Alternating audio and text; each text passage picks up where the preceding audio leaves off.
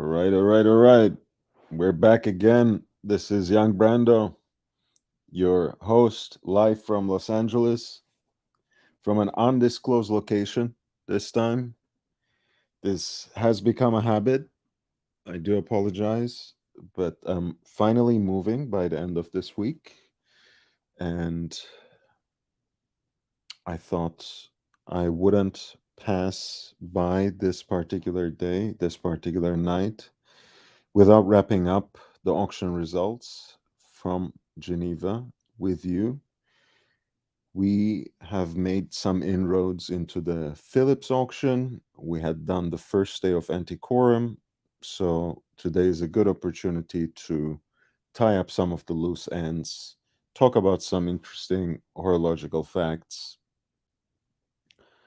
Um, Phillips, as you know, had recently collaborated with the Finnish watchmaker Kari Voutilainen.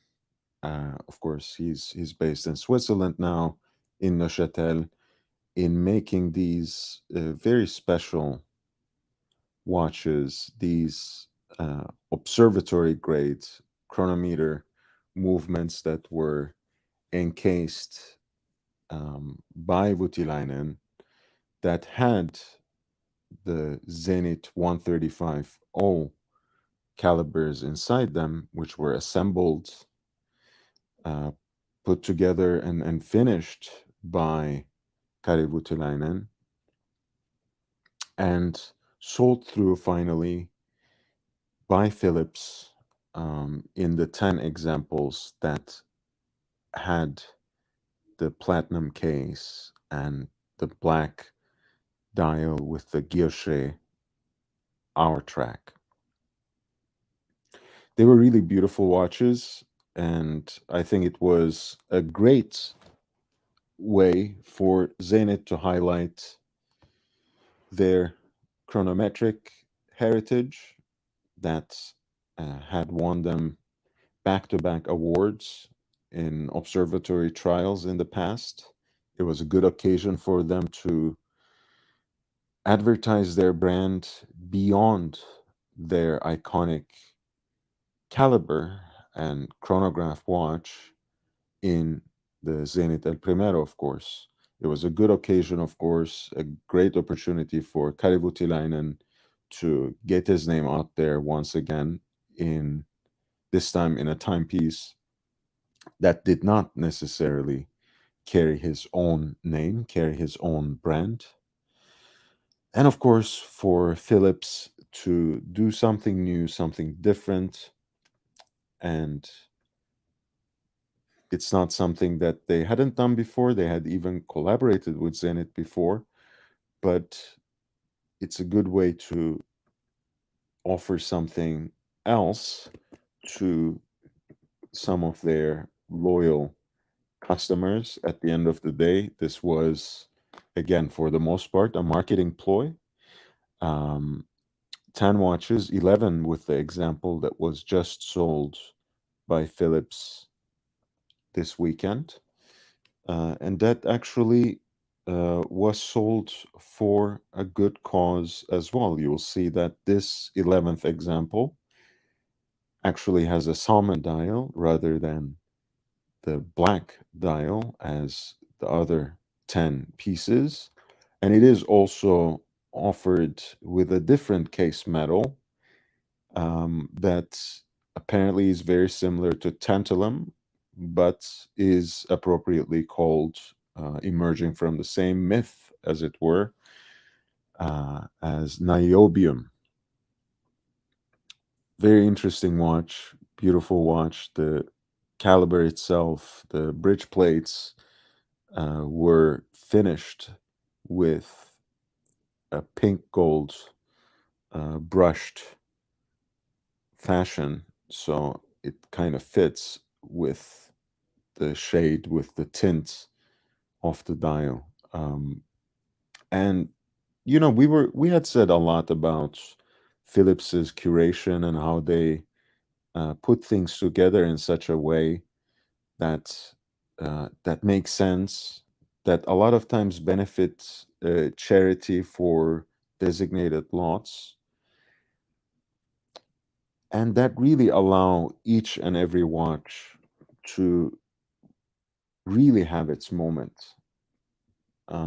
And one of the things they did, as I talked shortly about in a friend's live stream yesterday, was the fact that they juxtaposed that Zenit Voutilainen Phillips collaboration in the Zenit 135O with this particular lot, lot 23, which involved another chronometer grade caliber that Kari Voutilainen himself came across and just had to uh, encase in a watch and produce as something that was both quirky and vintage inspired, but also something that carries the Voutilainen name and stamp to it. And this is an earlier story um, from about a decade ago when Kari Voutilainen basically came across a number of Longines 360 calibers that were also observatory grade, that also had competed quite honorably in those trials and won awards. And once again, these were movements that were not designed, not intended for wristwatches to begin with, that were never encased in a wristwatch before. But Kari Voutilainen put them together for the purposes of powering a rectangular watch, finished them by hand, and ultimately decorated them, engraved them with his own stamp.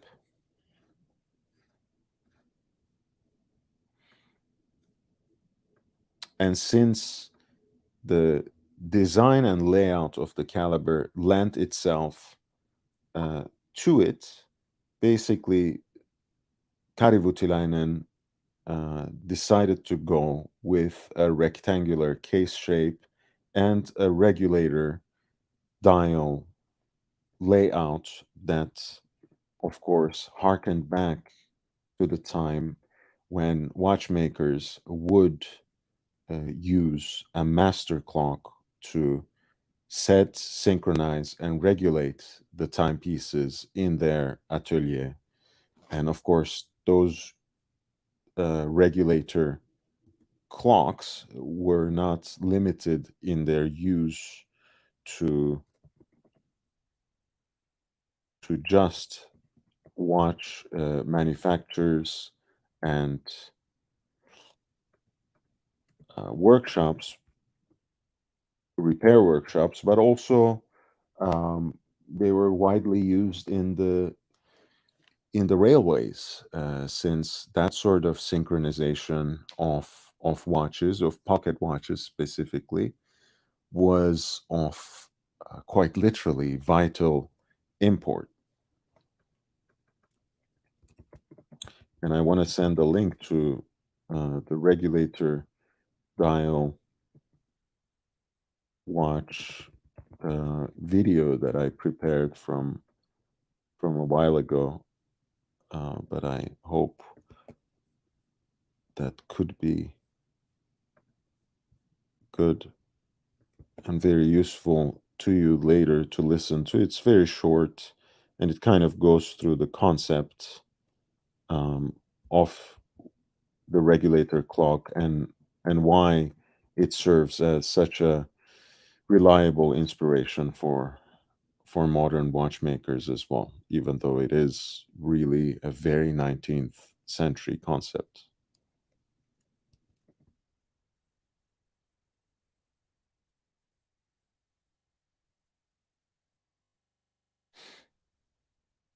Hey, Lindell, thank you for being here and peeping time. It's always great to see you.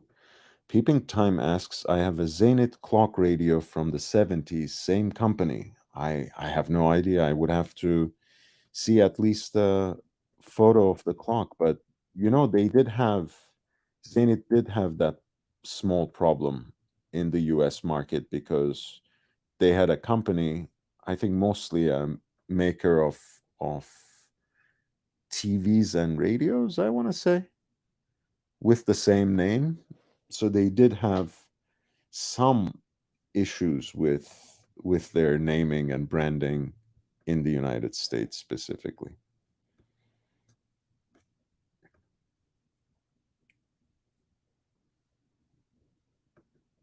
So ultimately, uh, Phillips had basically the great idea to put this watch together on the same auction, with the collaboration that they were sharing,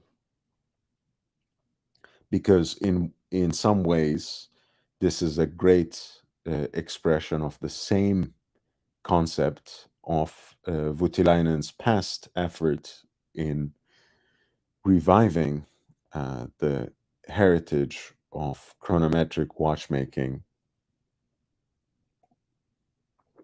as an inspiration, as a catalyst, really as a point of departure for contemporary high horological watchmaking. And this actually is really a beautiful design that I enjoyed from the past. I I like the regulator dial layout. I love the way that the heat blued screws are used in this exposed way on the face of the watch. There's something discordant about it, with the variously sized circles when it comes to the hours dial, when it comes to the center dial that focuses on the minutes as a regulator dial should, and the running seconds, as well as the very decorative guillochage for the rectangular um, plate of the dial, as contrasting with those exposed screws. I thought there's something disjointed, disjunctive, and discordant about it, and it's very, very beautiful.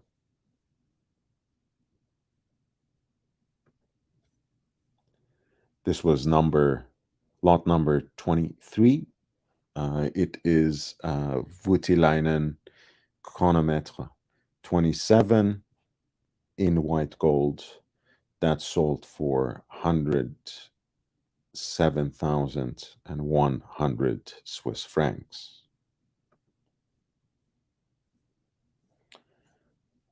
And the number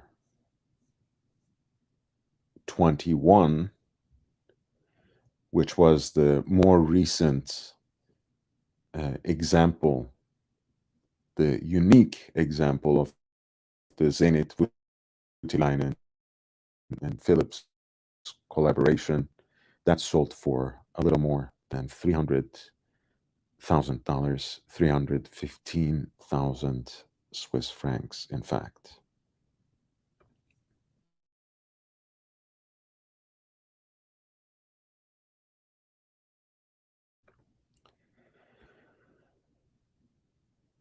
And before I go on with the Phillips auction, I also want to draw attention to yesterday's legendary and unique watches, the single owner auction that Christie's held and that we examined together on this channel in um, in the way of a preview. And you remember we kind of wondered, right? It was in many ways so obvious that the watches belonged to Jean Todt, and it was a little weird, if not quite awkward, that they just did not utter their name. And I'm sure there's some very specific legal reason for that that I can't quite wrap my mind around and I would never understand. But I was very happy to see that Revolution Watch, the magazine, did a small, much smaller preview of the same auction. And in fact, they were having a similar delicate dance between Eleanor Picciotto, who was interviewing the Christie's specialist, who constantly referred to this legend of motorsports, the Scuderia Ferrari president, the team principal, and all these other kinds of referring to him without mentioning his name. Whereas Eleanor, on a couple of occasions, slipped out Jean Todt as the name of this watch collector whose collection made up the selection of watches here for Christie's Geneva November 6th auction. And there were five centerpieces of the auction, if you ask me. I mean, they're all very beautiful, all watches that have, in most instances, a very specific connection to motorsports, a very particular link to Scuderia Ferrari, because they were made and supplied by sponsors, um, for Ferrari, for Jean Todt. But I think the five FP Jean pieces that were in each case very carefully personalized with the owner's initials on the dial, and in many ways also in different parts of the watch. I think those were really interesting, and I was wondering really about how they will perform. And no surprise there, they really went through the roof in a way, not always necessarily performing above the estimates, because the estimates themselves were already quite generous. Um, but let's remember very quickly that the most expensive FP Jaune watch that was ever sold was an FP Jaune that was made for the Only Watch charity auction. It was a watch that they called Astronomic Blue, um, made as a unique piece for that auction and for that auction only. And that one had sold for 1.8 million Swiss francs. And that was November 2019. So about 3 years ago, almost to the day. And last year, after being sold already a couple of times in auction, I don't want to, sorry, I said last year, earlier this year, after being sold a couple of times already in auction, most recently being in Hong Kong for a little more than $400,000 before the buyer's premium.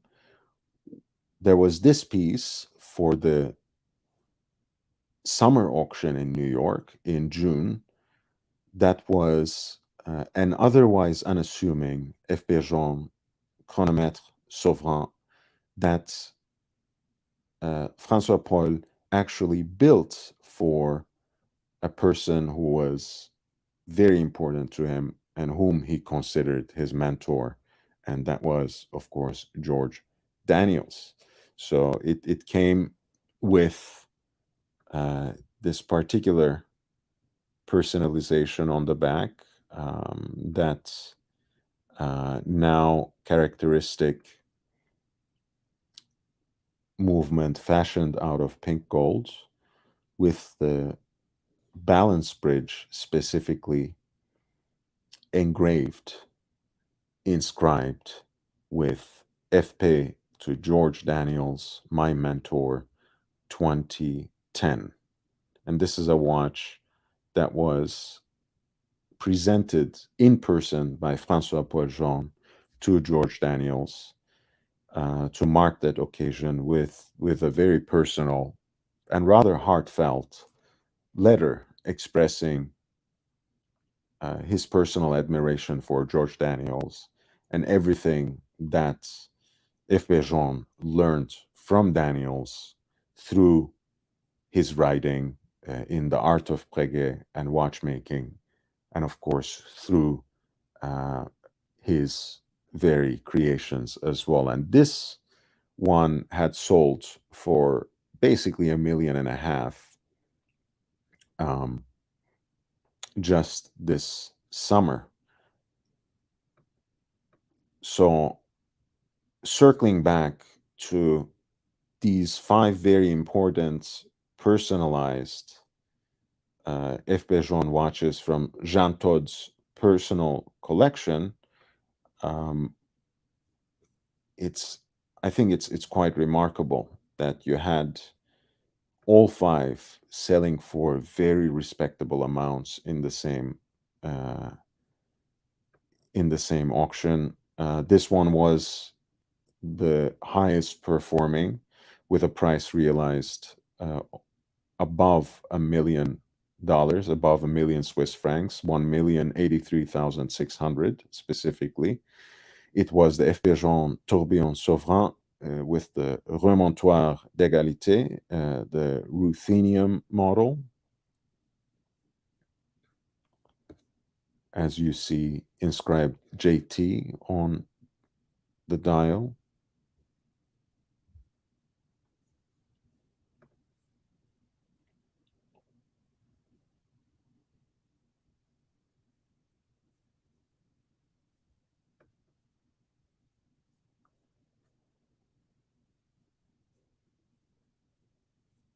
There was pièce unique platinum chronometre résonance, again signed JT on the dial.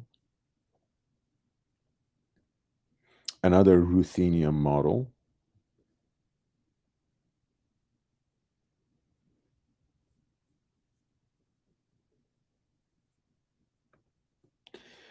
With the same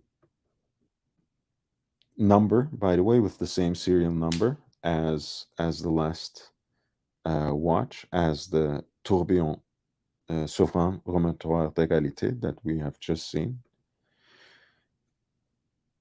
This one was sold for $919,800.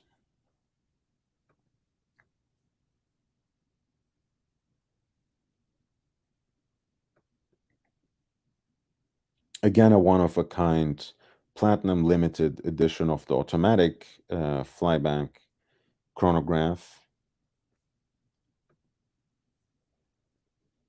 that has a very special personalized rotor, which identifies this as a gift from Michael Schumacher to Jean Todt, a Christmas gift at that in 2004. And it not only carries Michael Schumacher's stylized autograph, but also the five shields for the five championships that Michael Schumacher won for Ferrari, for Jean Todt, as well as, of course, the iconic prancing horse logo for Ferrari 2004 Christmas. Another very special piece, ruthenium numbered also with the 63 and selling for 630,000. The lot before that, again an automatic F. Bejon, an F. Bejon with a self-winding caliber, with a day and night indicator as well. Once again, of course, inscribed by the owner's initials. This Octa Jour Nuit, another ruthenium model, another number 63 out of a 99 examples. This one sold for almost $500,000 dollars again before the buyer's premium, and once more has that personalized rotor from Michael to Jean Todt.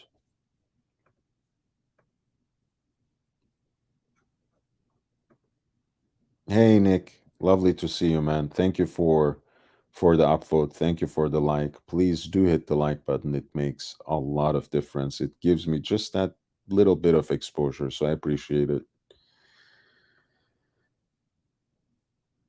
And finally, of course, uh, at lot 25, we had the we had another uh, automatic F. Bergeron watch, another one signed on the dial with the two letters, with the initials JT, an annual calendar with a retrograde date in this crescent fashion, in this crescent execution, another ruthenium model that carries the same number 63 and once again selling for 478,800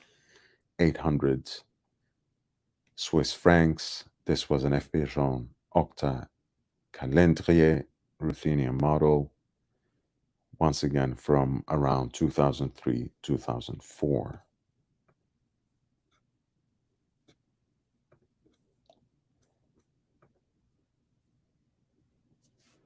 Honestly, considering how F. Pigeon watches have been performing in auction, this is not even surprising in so many ways, because these have the added provenance that's connected to not one but two very important names in the history of motorsports. Right, when it comes to Formula One specifically, of course, we now have the uh, Lewis Hamiltons of the world. We have Toto Wolff, who kind of has cut an important figure as a team president, team principal as well. Of course, we have the young Verstappen um, starting to put his mark on the scene, slowly but surely, securing his second, if you ask me, really the first title this year. But we don't get into that. After these two names, really, you have about three that have defined this sport since I've been alive, anyways. Ayrton Senna, Michael Schumacher, and Jean Todt, I guess, as a president, as a team leader, was really a cut above everyone else. So I think next time these watches come into auction, depending on the occasion, depending on timing, we might see even more earth-breaking, earth-shattering results. In this case, uncertain financial times, so on and so forth. They must have some sort of effect. I know I keep saying that at this segment, it's almost as if, we are still in Titanic and the band is playing. It almost has no effect, but it surely does at some level. I'm sure in a more benign economic environment, under more self-certain geopolitical circumstances, these kinds of watches with this kind of provenance might sell for even better prices. All right, now let's circle back to actually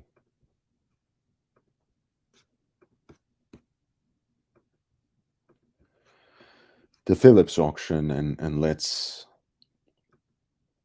finish up what we have been talking about from yesterday.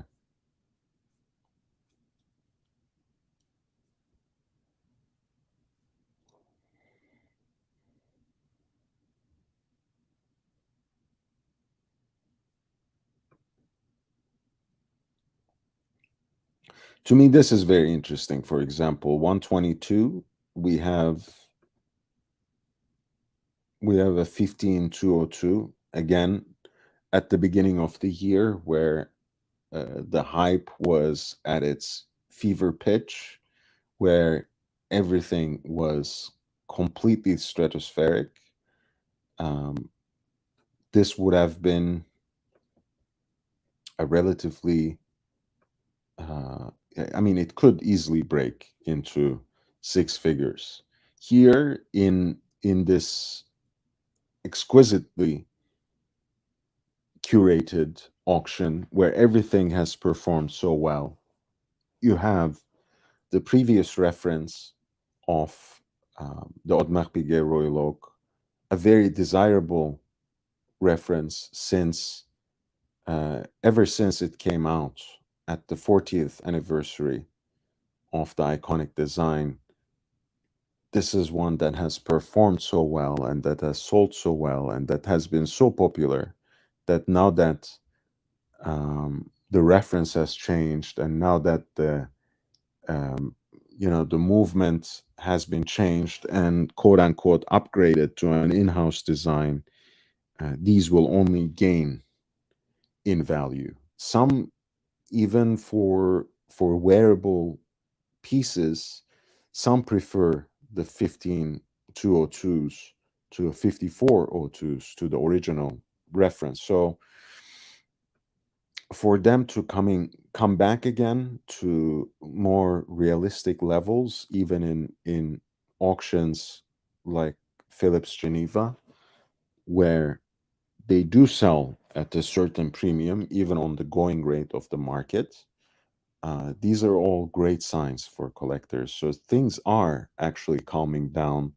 That's why I want to pull you back into pieces like this, even within a very successful auction like Phillips's November 5th and 6th auction from this last weekend. Things are um, not only correcting, but coming down in significant ways.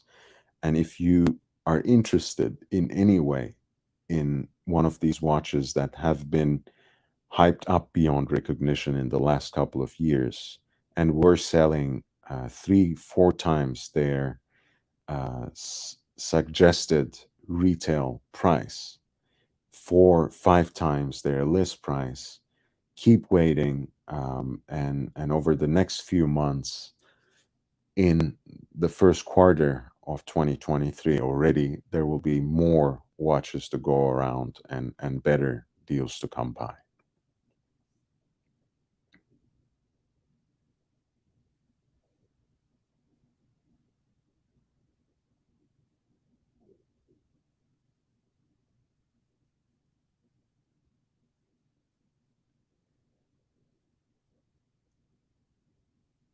Yesterday, we talked about the J.N. Shapiro Infinity piece, which was the first ever Shapiro watch to appear on a public auction.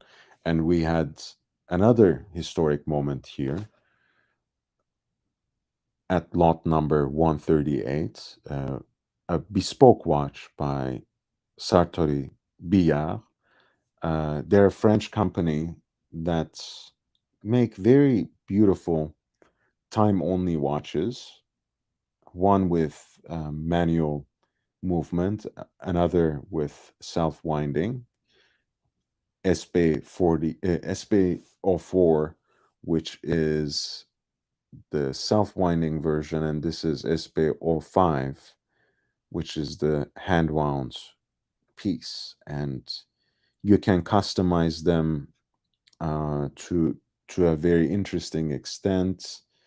Uh, they have already a few templates where you can choose from different layouts for the numerals, Arabic numerals, uh, Roman numerals, different kinds of layouts for them in combination with index markers, different handsets, stone dials, guilloche decorated pieces for different parts of the dial, the center dial, the sub dial, the hours track.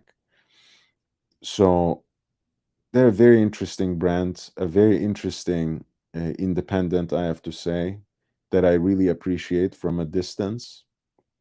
I have to say, I have not actually come across their uh, watches in person so far, hopefully quite soon.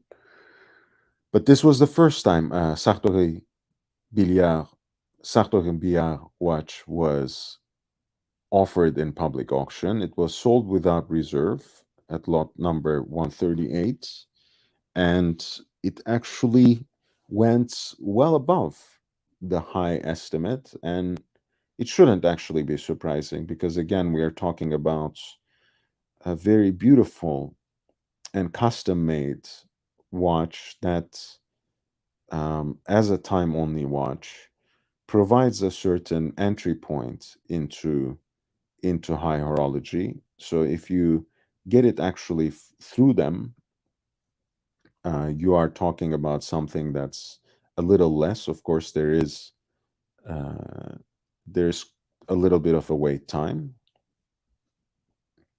but this is uh, very good publicity for them. Stainless steel, titanium dial with an hour ring that seems like a semi-precious stone to me. I'm trying to figure out what that dial is made out of.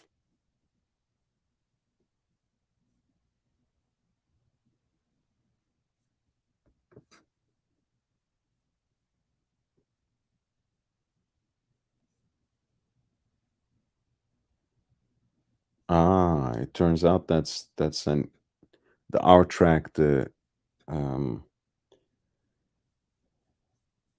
outer part of the dial is actually heat blued. So it's all titanium, but in the middle it's mirror polished, and on the outside it's heat blued. And I suppose the highest bidder was ready to pay the premium since the lead times are up to 2 years. I didn't realize that. I didn't realize that you had to pay a couple of years to get a custom made Sartori Pia watch. But they're an interesting entry point otherwise, in low five figures to high horology.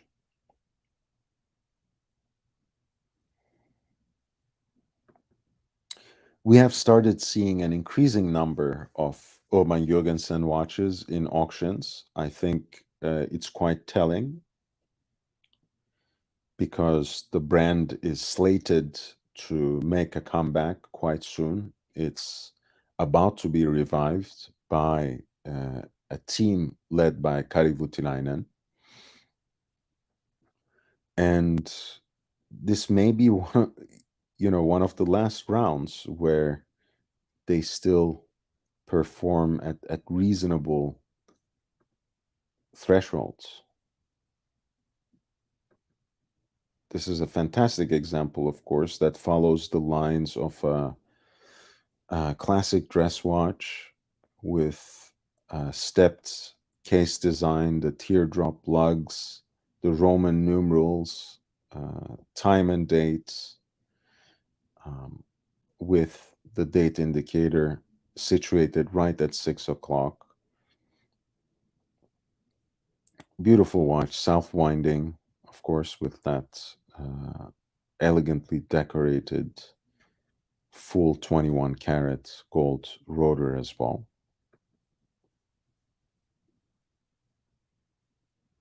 From 1999, it's a yellow gold piece.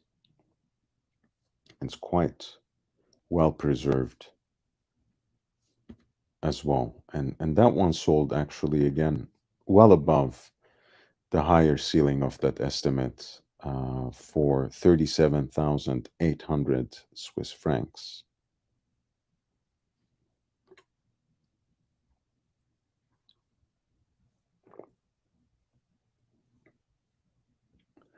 And the catalog essay, the lot essay, actually has a very quick narrative of it.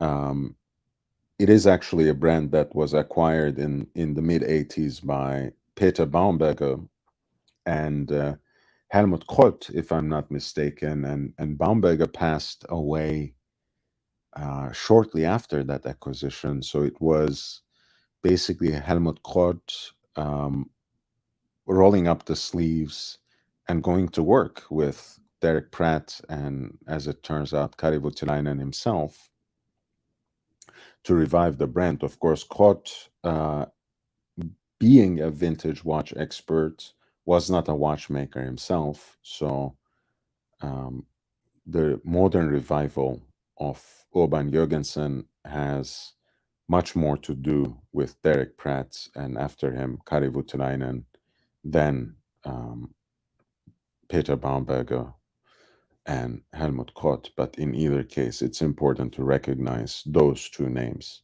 as well. So it's kind of fitting that it's coming back once again um, under the supervision of Kari Voutilainen once more.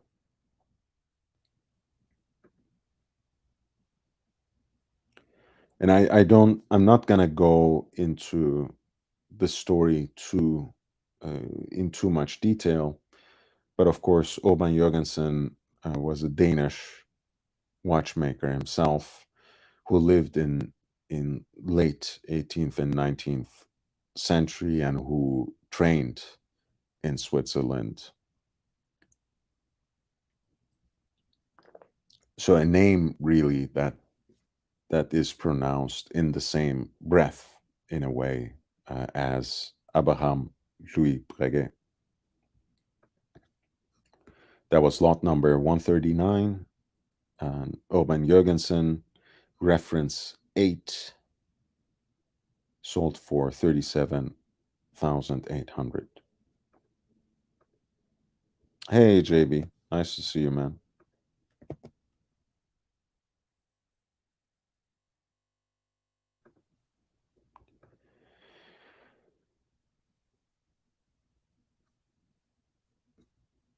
Yeah, and I'm gonna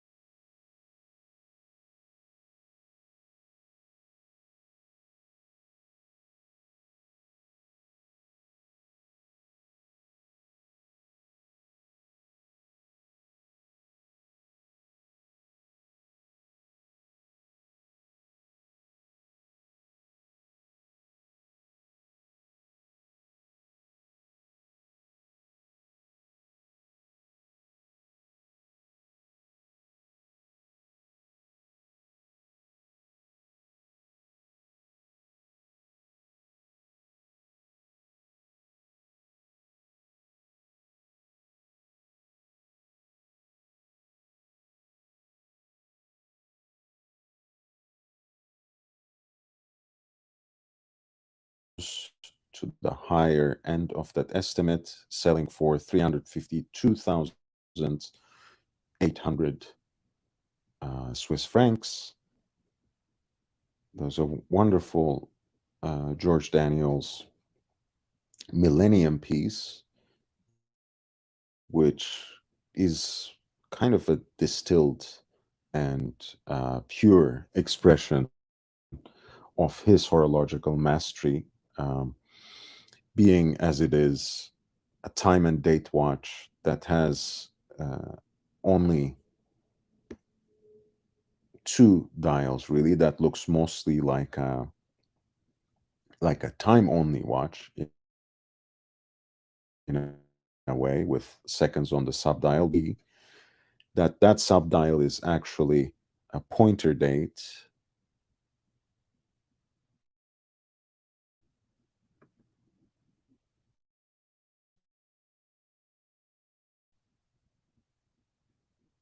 and as you see, of course, it has the basket weave guilloche decoration in the middle, the kind of a barley corn design in the outer part of the dial in the form of a crescent, and finally a kind of classic uh, hobnail or clou de Paris guilloche uh, decoration in the pointer date as well. So you have centrally deployed seconds, a three-hander watch with a pointer date that has a very balanced design, a stepped case, and gorgeous straight lugs that turn it into a very simple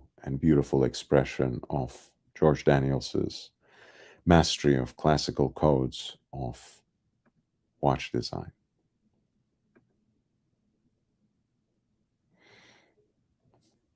And you see how beautiful it is on the back as well, with the heat blued screws, the rubies, the pure and somewhat unadorned look of the bridges against the beautifully turned full gold rotor, and finally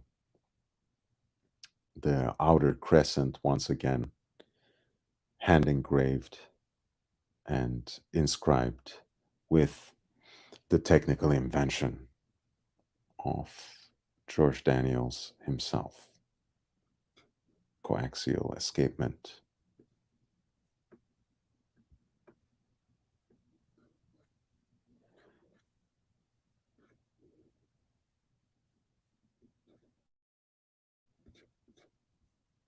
A watch that's purely simple on the face of it and extremely complicated and beautiful in the back.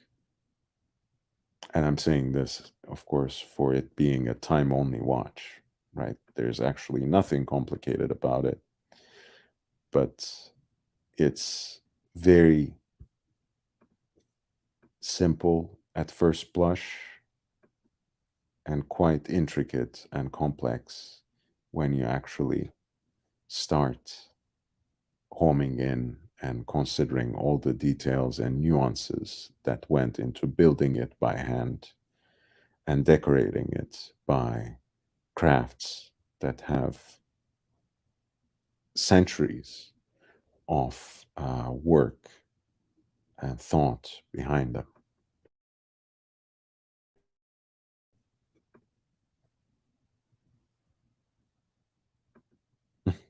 Yeah, sure. That's great, man. Um, maybe I shouldn't give them away, huh? Thankfully, I have one set aside for myself. I've gotten an extra example of the blue one for myself.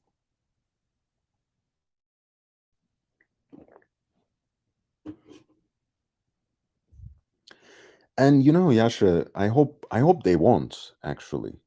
Because I enjoy watches that are so accessible and so much fun, even at the entry level, even at the level of 100, 200, 300, at most $500. I think there's a lot to be said about that particular genre of watches that are almost as much fun.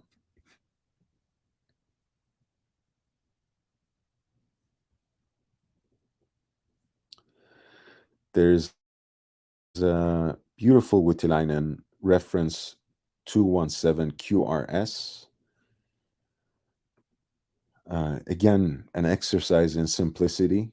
You might just look at it and see a blue dial watch that has a few quirky elements about it. But actually, once again, you have a piece of design that's distilled, simplified, and that puts at the center a seemingly uh, basic but rather relatively difficult to execute complication, which is the retrograde, right? The date in this case is expressed right here, um, encompassing the center of the dial in the form of a downward facing crescent.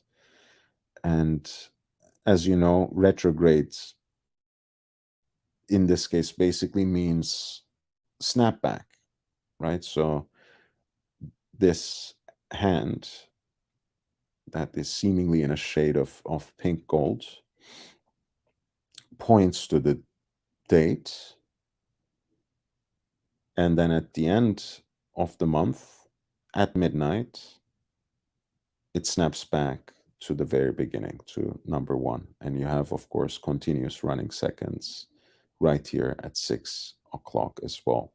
And once again, you have that signature expression of a modern high horology watch, which is a design code inherited from those wristwatches made by Abraham Louis Breguet, from uh, pocket watches made by Abraham Louis Breguet, codes that were interpreted and applied to wristwatches by Daniel Roth and Michel Parmigiani, secondarily, in their revival of uh, Breguet for a modern time under the patronage of the Chomet brothers.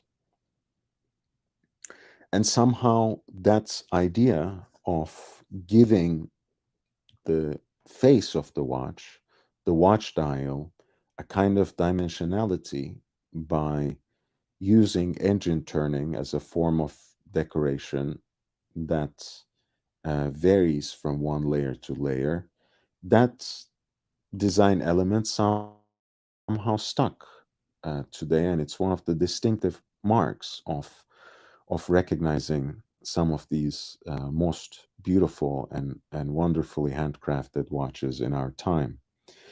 And this is Voutilainen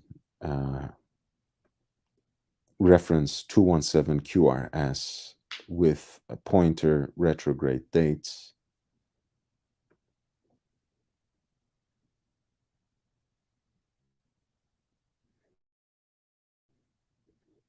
A piece that is stunning in its simplicity,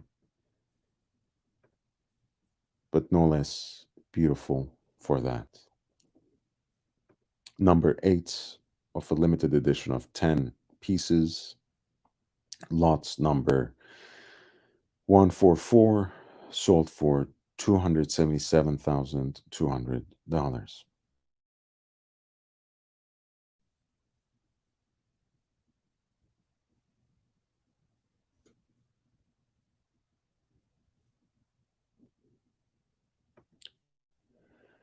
At lot number 146, you have an Audemars Piguet Royal Oak 15305 OR, a pink gold Royal Oak with an open worked dial.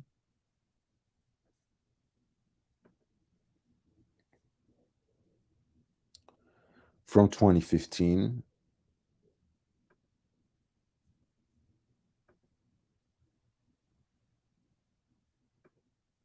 we have seen a few examples of this skeletonized take, though in a more recent reference, the double balance Royal Oak that had also a 41 millimeter case. This is an earlier example. That reference was 15407. This is 15305. And this one actually sold for $113,400.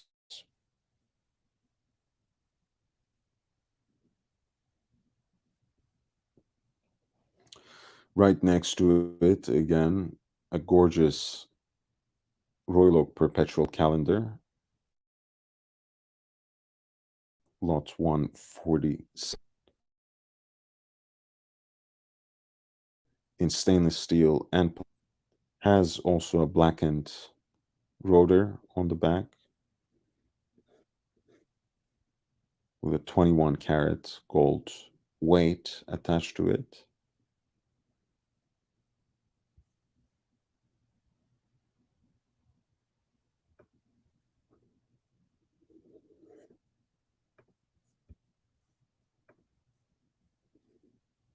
And as you see, this is a primarily stainless steel piece, but has a platinum octagonal bezel that is mirror polished in its entirety. Usually, Royal Oaks will have that uh, satin brushed surface on the face of the watch. So this is 25820 SP, a stainless steel platinum perpetual calendar in the Royal Oak case by Audemars Piguet. It sold for 126,000 Swiss francs.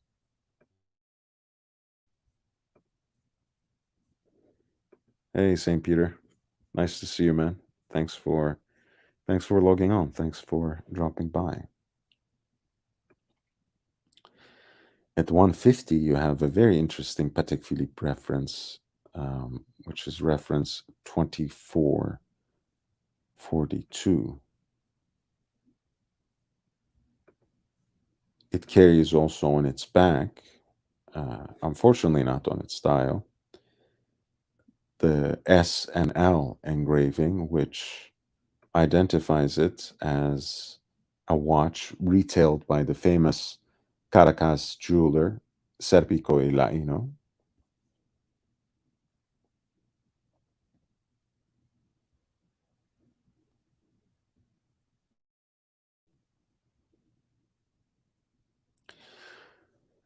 And these pieces, these particular watches, are dubbed Marilyn Monroe, apparently, due to their curvaceous and voluptuous case shape.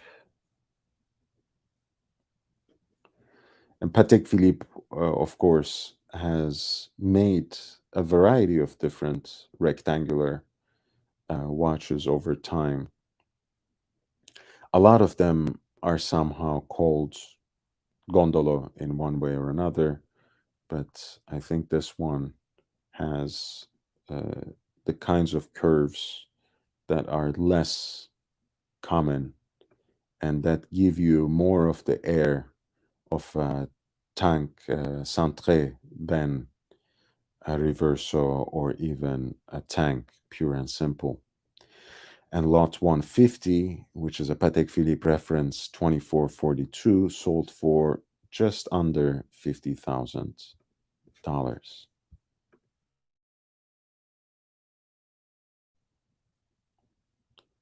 A lot of interesting pieces that was from 19. Let's mix things up a little bit. We have looked at the towards the back end of the catalog a little bit in yesterday's episode. Let's start working our way back again. We have a beautiful example of the first Patek Philippe Calatrava with a self-winding movement. This is the first automatic Patek Philippe Calatrava, reference 2526. The movement, especially that gorgeous rotor with the guilloche decoration in full 18 karat gold, is so distinctly beautiful that some collectors had custom exhibition case backs made for their 2526s for this first iteration of self-winding Patek Philippe Calatravas in their collection. This is an example that comes with both a diamond set, silvered dial, and the additional enamel dial, which is more easily identified with this particular reference.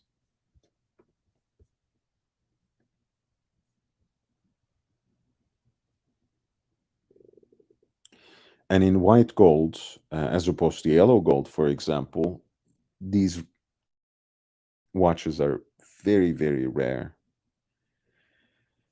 Only 23 examples of the white gold 2526s are apparently known to scholars, and only 7 examples display, as they say, the current dial configuration, by which they mean the silver diamond set factory dial.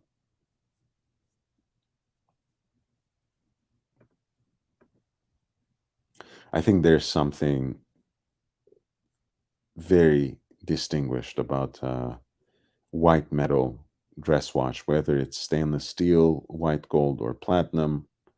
I love it, and I think there's something very subtle about this particular piece. I also love the double P engraving on the crowns of this reference as well. It's a very unique and very beautiful piece. Very simple, usually coming with an enamel dial.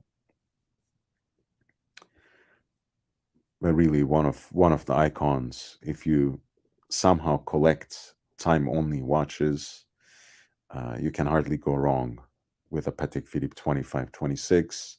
And again, this watch being one of 7, it went for $163,800. You can find 2526s for much, much less than that. Feel free to email me, and I'll be able to show you around and show you some deals. There is a 2551. We have talked a little bit about this. It's rare to find a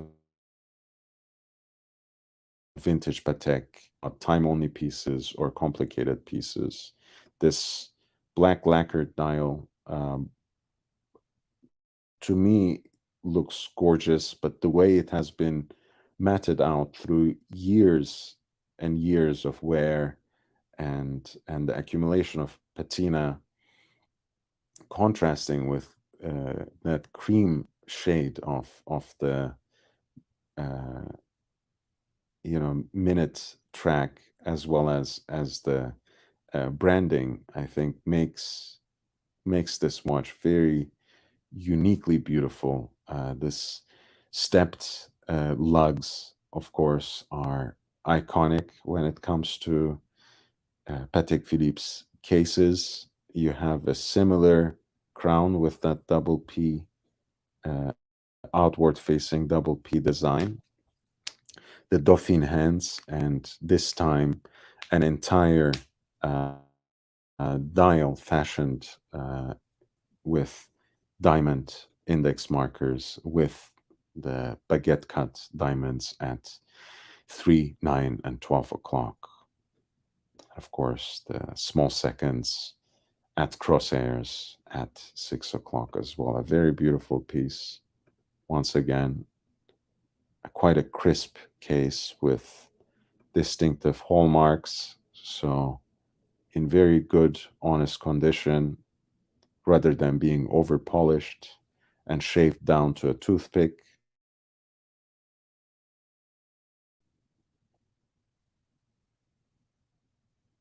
The 2551 is also powered by an automatic caliber from year 1957.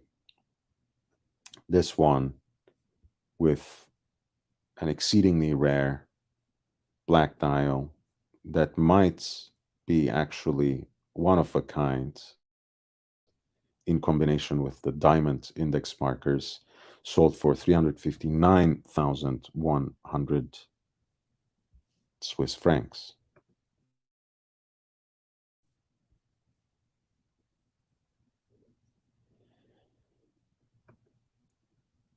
At 204, mm,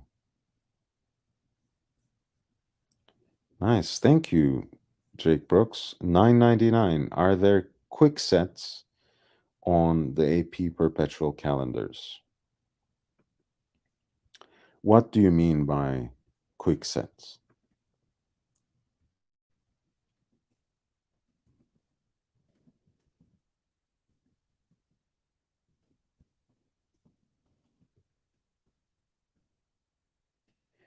You mean um, like the Kurt Klaus module in IWC and JLC, for example, right? When you have just either one pusher or where you can um, basically adjust everything synchronously through the crown. I don't think in most Royal Oak perpetual calendars you have anything similar. To be honest, um, you have I think four pushers usually on different each one to, to a certain function, right? You basically go through the steps, set the time to noon, making sure that it's not midnight, right? Because that older movements especially can be quite finicky around that time. So they usually advise you not to fiddle with them between, say, at least 10 p.m. and 2 a.m. You might even enlarge that just to be on the safe side from 8 p.m. to 4. So you set your time to roughly around noon. You set the dates with um, with the adjuster, right? Using the pusher. There's usually kind of like a stylus provided for you, like a push pin of some sort. Then you set the moon phase.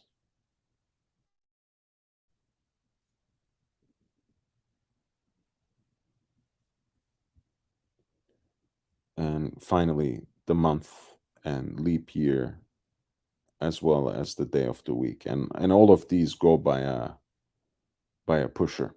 So it's all there are different eh, collector, I said, corrector um, pushers on the sides of the case, which you manipulate by the push pin or stylus that they provide with the case. Of course, you can also use pick, if you will, but those can break easily. And hey, you don't want a chip to travel into the movement somehow. I don't think that would happen with a modern watch, but it can happen with older pieces that have more um, finicky adjusters.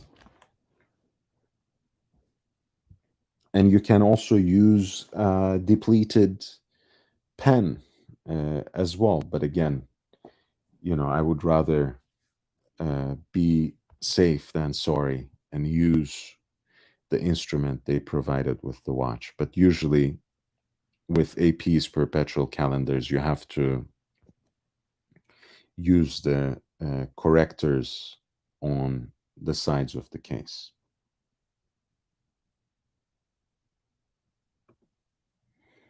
Hi, General Saad. It's nice to see you, man. Wonderful to see you. Thank you for being here. So, lot number 204 is again a beautiful Vacheron Constantin dress watch. Um, Vacheron Constantin dress watches that look exactly like this, being really time only watches with, again, beautiful movements, often self winding in that case, from the 60s, are some of the best bargains in the world of watches. But of course, we are not talking about a simple time only watch here, but one of the most important and distinguished complications in the world of horology, which is a minute repeater. Uh, but I always loved watches like this, especially when they are simple, elegant, and relatively small. As you can see here, the watch itself is not very thick. The case is only 36 and a half in diameters. You have a beautiful sunburst silver dial that is set with diamonds, baguette cut diamonds at the quarters. A gorgeous watch. Um, and I love the aesthetic of Vacheron Constantin dress watches from that era. But of course, this is a minute repeater, as you can tell by the slider on the left flank. And here you have a shot of the movement, which is designed like pocket watches of old. Here is the gong and the two hammers that sound out the hours, quarters, and minutes.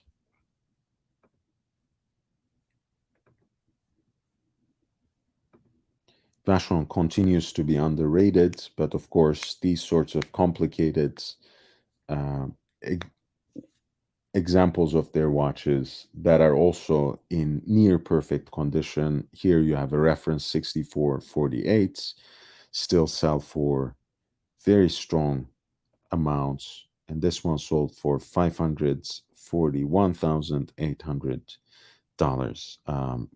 You can get a Vacheron Constantin dress watch from the same period, of course, without any of the bells and whistles, no pun intended, um, but still just as beautiful and just as exquisite for a small fraction of that price. And again, if you want to learn about these kinds of deals, if you want to stay up to date with them, please feel free to sign up on my Patreon, of which the link is actually pinned above.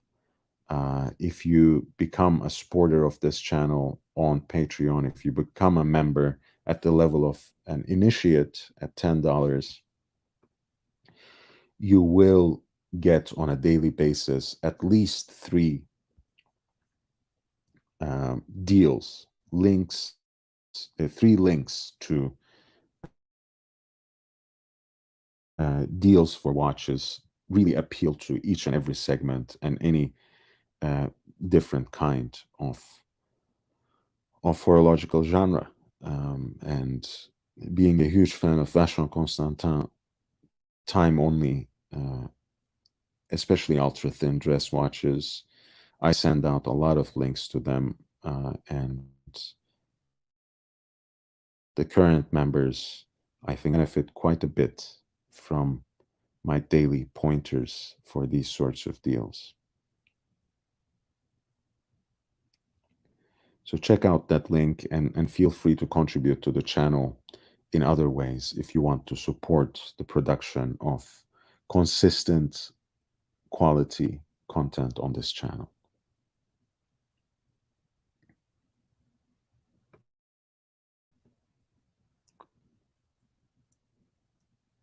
Lot number 200 was actually one of my favorites in this auction, and you can see how, relatively speaking, it went under the radar, so to speak.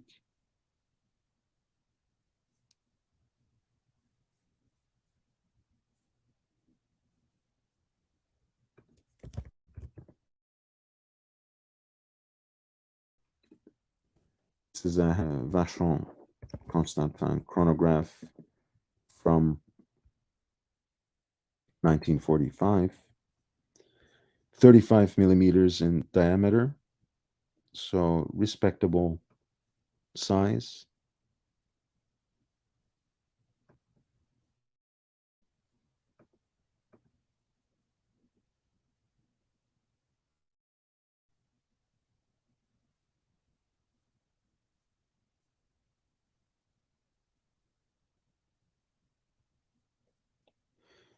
It is based on a Valjoux caliber.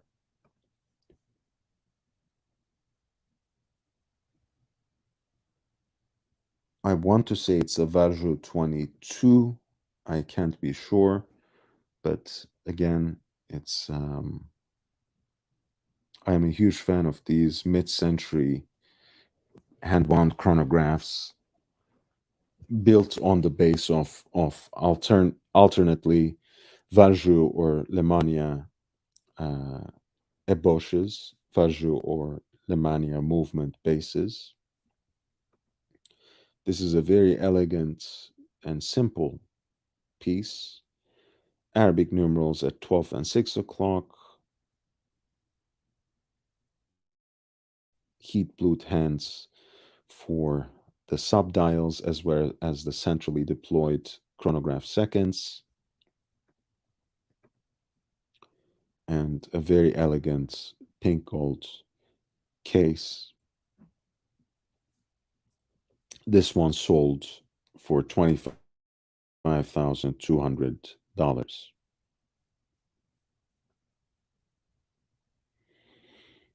And again, for me, this sort of chronograph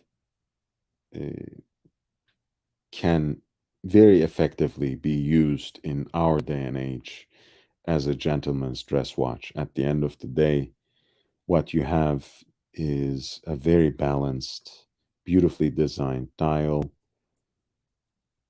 You can find a lot of chronographs from that time period by, of course, these very distinguished brands like Vacheron Constantin, like Patek Philippe, but also others that sometimes seem to also have dispensed with any of the scales, the tachymeter and telemeter and everything. So ultimately, they look like a simple dress watch with an extra register there for the minute counter. But even in this case, where you have a two-tone dial with a tachymeter scale on the external ring, you still have a very balanced dial design, and in its humble, in its modest proportions, and in its elegant and balanced design, I think this would make a great dress piece for formal occasions. And this is number 200 that sold for $25,200. Yes. And thank you, Gandog, for your upvote. I appreciate you, Saad. Feel free to jump on. I think the link there all the way up, but I will send it here so you can jump on. I miss talking to you, Saad. It's been a while.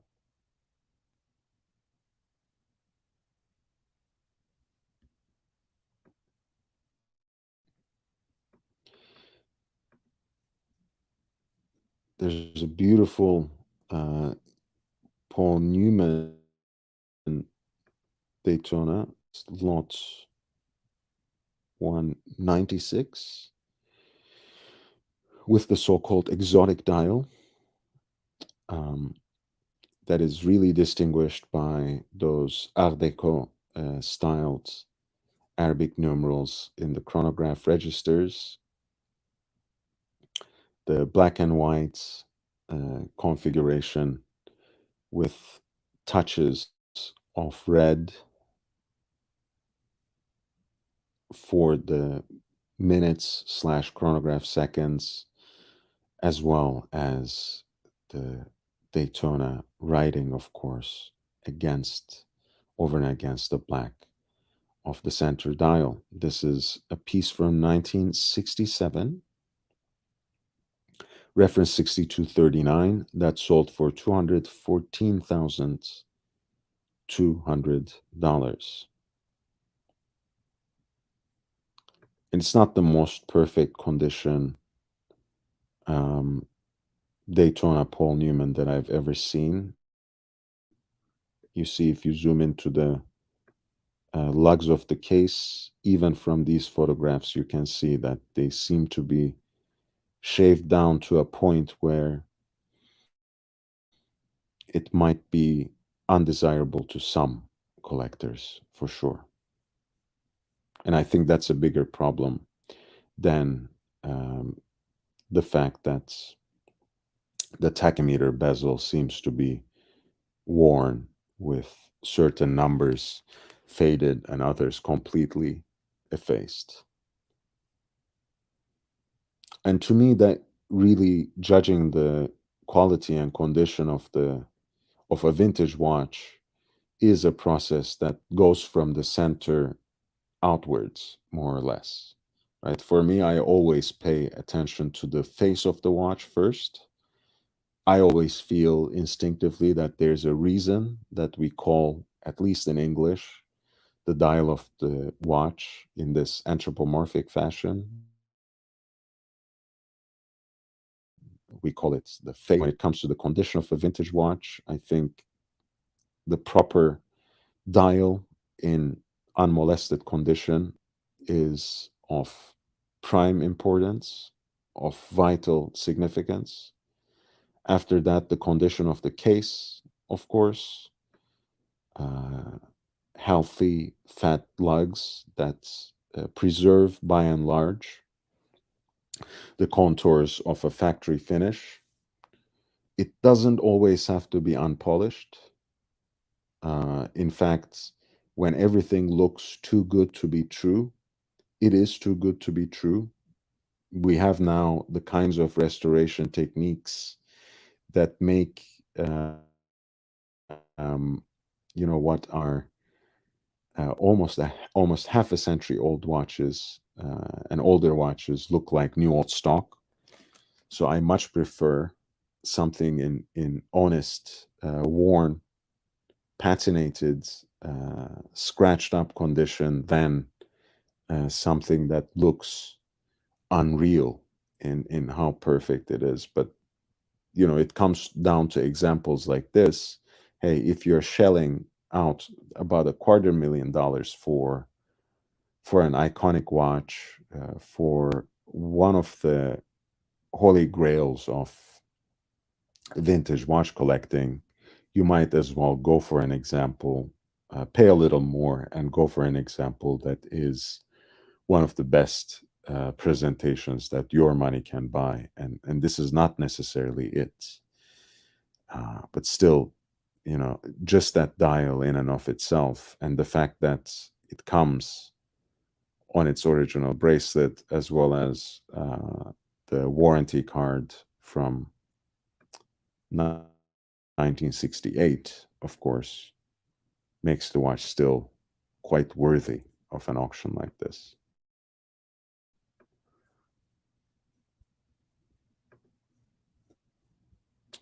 197 was again one of my favorites. 6262,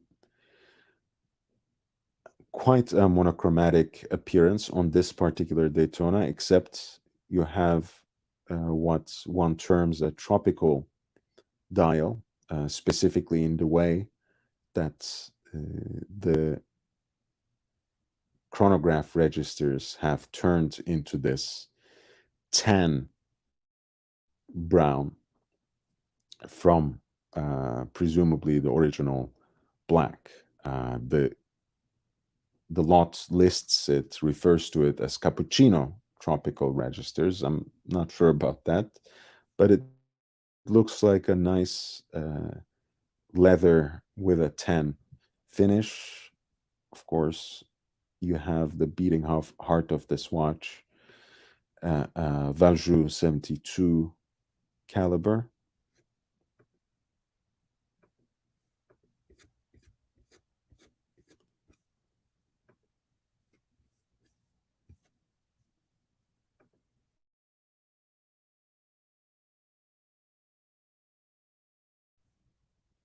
C262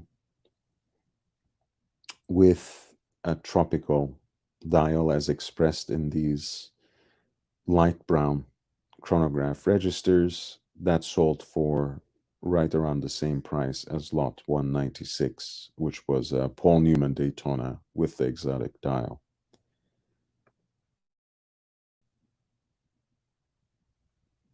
And you can see that in addition to uniqueness and desirability, rarity and desirability, and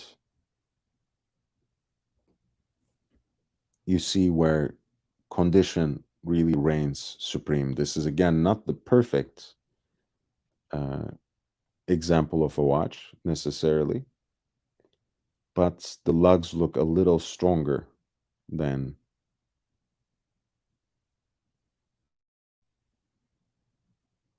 the Paul Newman that we have just discussed. So this watch performed quite well owing to its good condition.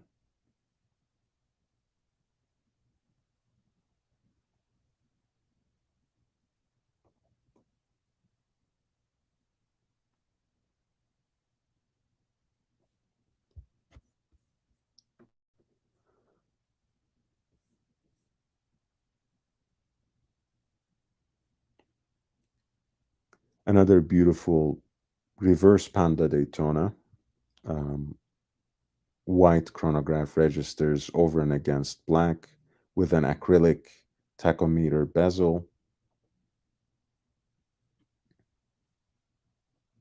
That was lot number 195, reference 6263,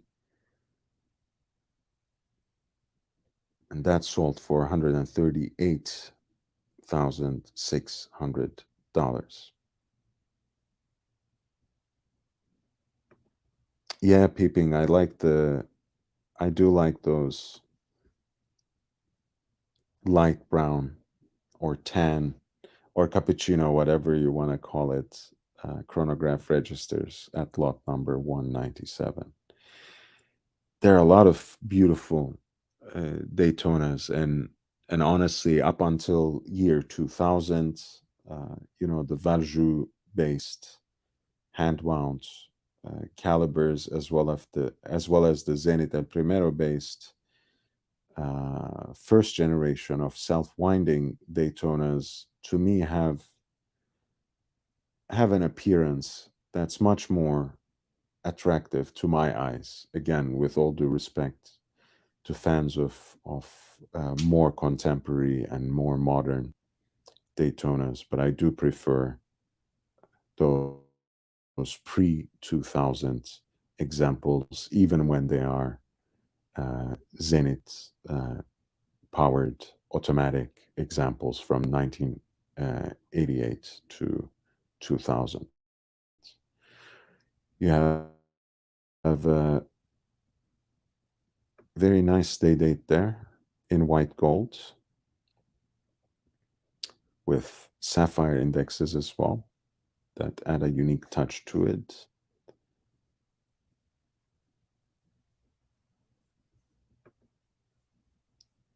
It comes damn near as a full set, having been retailed by Harrods at around the turn of the millennium. Very beautiful watch. I really like uh, the white gold day dates on the full presidential bracelet. And why not, since you have gone so far, why not have something with a diamond set or gem set dial as this current example? This is a reference 118206, so it has the hacking feature as well.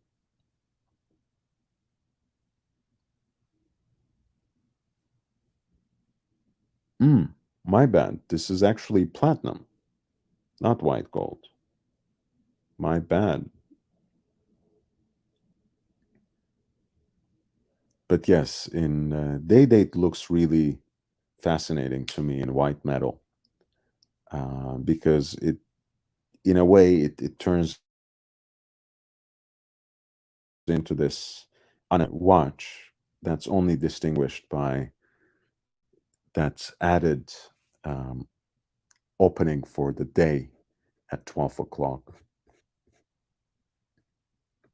But yes, this is a platinum day date from around 2000, lot 191, a reference 118206 that sold for 63,000 Swiss francs.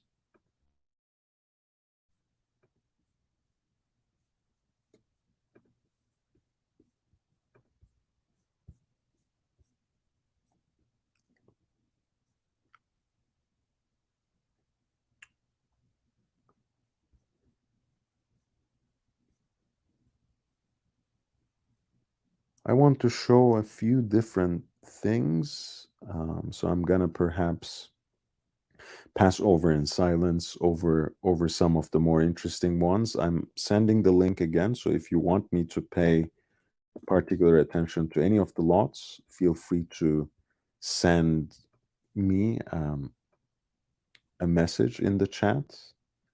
If you want to direct it uh, with a super chat to highlight it,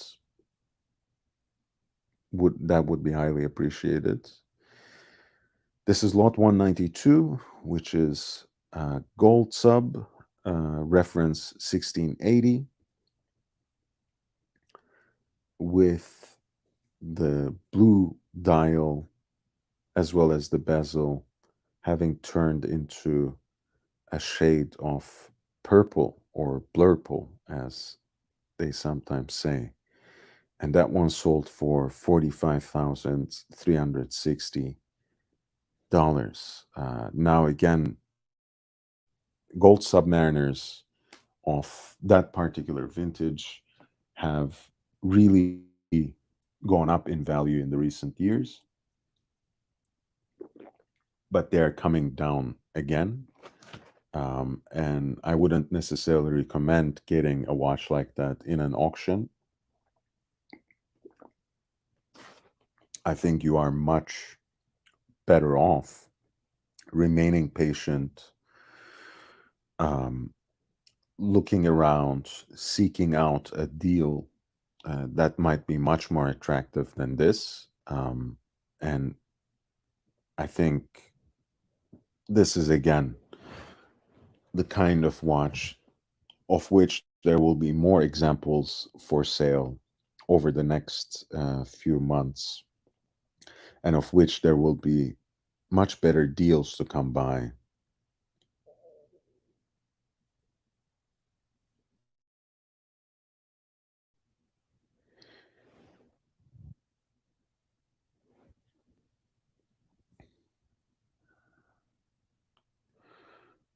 At lot 187, you have a very rare Patek Philippe perpetual calendar split second chronograph in yellow gold. The piece might otherwise look like Patek Philippe perpetual calendar chronograph, which are of course very, but certainly not as rare as a 5004 J here.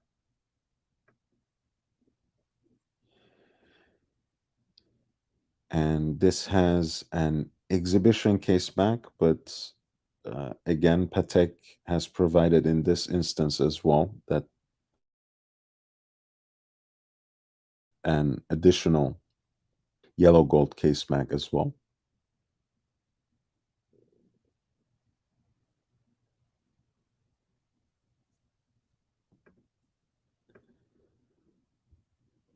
And you see this was a split-second chronograph, split-second perpetual calendar chronograph, which was just like the 3970 and 5970, was built on the Nouvelle Lemania CH27, a Bosch CH27 movement base.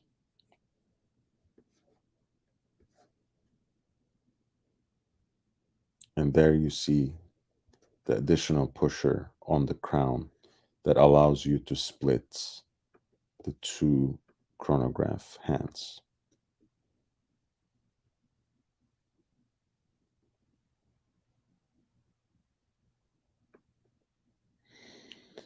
A beautiful piece at lot number 187 that sold for $277,200.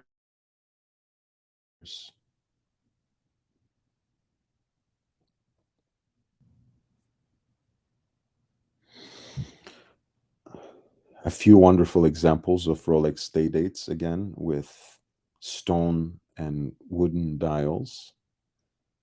Great to have my friend Saad in the audience. I know he has a particularly soft spot for these kinds of watches.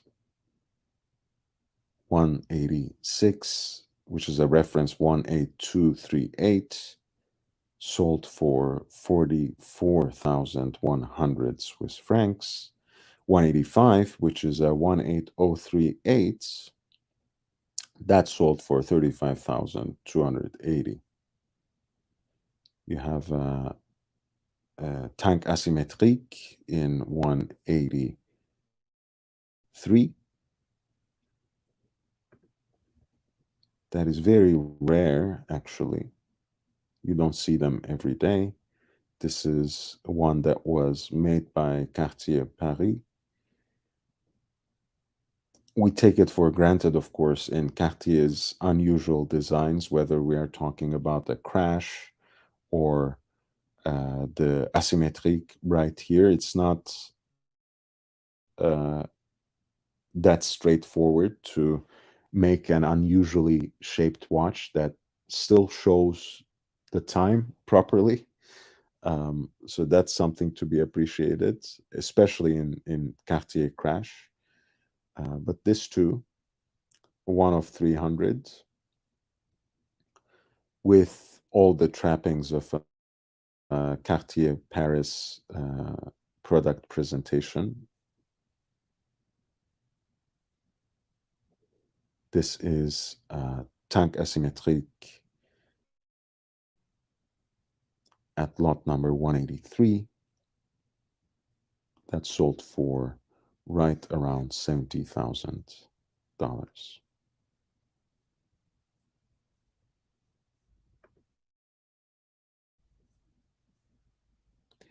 I think there was a recent reissue, maybe a couple of years ago, by Cartier that sold out almost immediately. So people love everything that Cartier does these days. I mean, it's really a testament to hi, professor. The Hello. the flannel the professor as flannel god, Is that good? plaid king. How are you doing? Good. Is that good? It's Is this good? yeah, yeah, it looks good. I'm glad you're sticking to the black and yellow theme, but changing things up a little bit. It's good to see you. Yeah, I have more clothes. Yes. Yeah, yeah. I mean, you wouldn't know by watching this live stream, but hey, I'm not even showing my face today, so as you see, It's quite Oh all my right. God, this is awful. I made some coffee. This is for the sheep, for the goats. Not good. It didn't come out good. It happens sometimes. Oh, I'm the only one who Um, likes American coffee. But the UK has awful coffee. These guys don't know how to drink coffee in this country.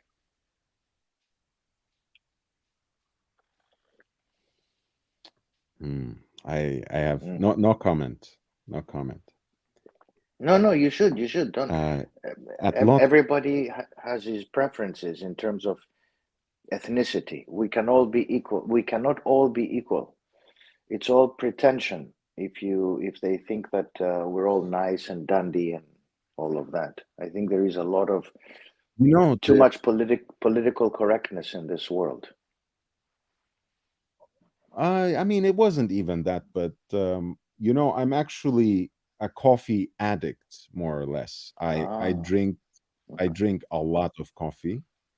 I usually Oh, just make it myself. I get them in these bricks, vacuum packed Cafe Bustelo, mm, which is like a Cuban American company. I'm always very happy with them, but I'm not a purist. So I like all kinds of coffee. I'm just as happy in a hipster coffee shop where they have these fancy pour over stuff that they try to sell for $6, $7 at this point. no, no, Um, no. but I'm also quite content when you find the right uh, Dunkin' Donuts in a train station where they don't actually burn the coffee. It's Exactly. it's delightful, and that's one of the things perhaps about the US.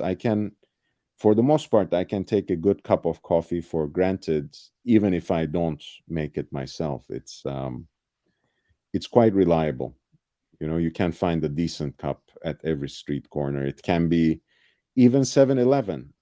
Before the pandemic, I Hmm. used to get $1 coffee from 7-Eleven, but nowadays it's too open, too exposed. I I try not to mess with it, but in either case, it's quite. Um, yeah, I'm not very selective when it comes to coffee, but I know what good coffee is for sure. But I can take trash coffee as well. Mm. I don't I mind it. wanted to say hello to Saad as well. I think he comes from my one of my favorite countries in the Middle East, so I need to say hello to him. And if he's not of from the Middle East, he's of Middle East origin, maybe based in Argentina. So hello to Argentina No, or he's in Pakistan. I don't know if he has been to Argentina, but Pakistan. he has Great worked place. he Love has it. worked in the Gulf before. Ah, So okay. he has lived in the Arab world for sure. Or part of the Arab world, yeah. Because there is the Arab world that has oil and money, and the Arab world that has none of the above. Well, there's the Arab world that has oil and money, and there's the Arab world that has culture. Um, and Mm. the idea is to find a good blend of both. You need to join the foreign service.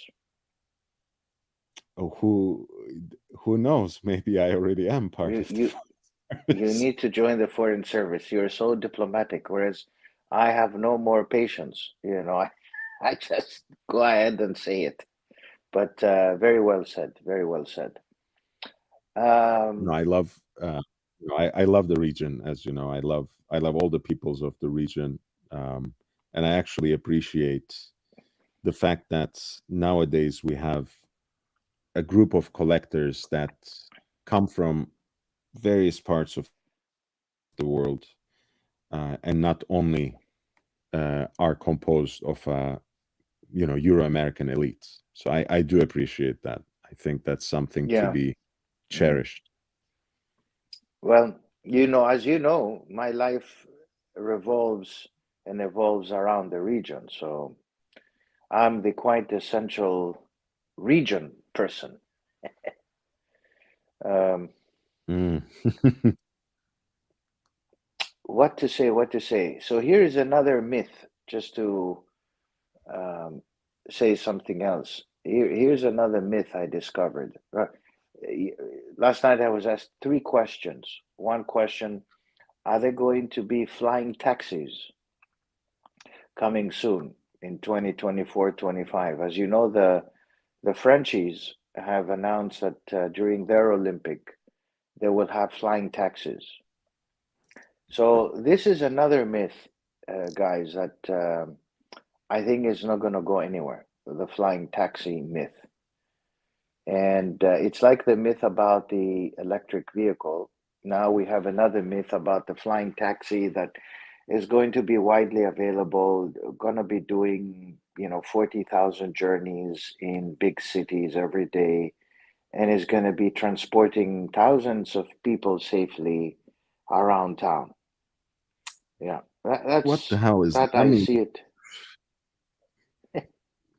we're Yeah. just getting in Los Angeles. Speaking of Olympics, in Los Angeles, in the lead up to Olympics in 2028, we are just getting finally reliable system of metro, an entire Mm. network that encompasses the city. Among the American cities, of course, there are many that suffer from lack of public transportation, but I don't think there's such a significant metropolitan area in the US or much less anywhere else in the world that actually does not have a train from the airport to the center of the city.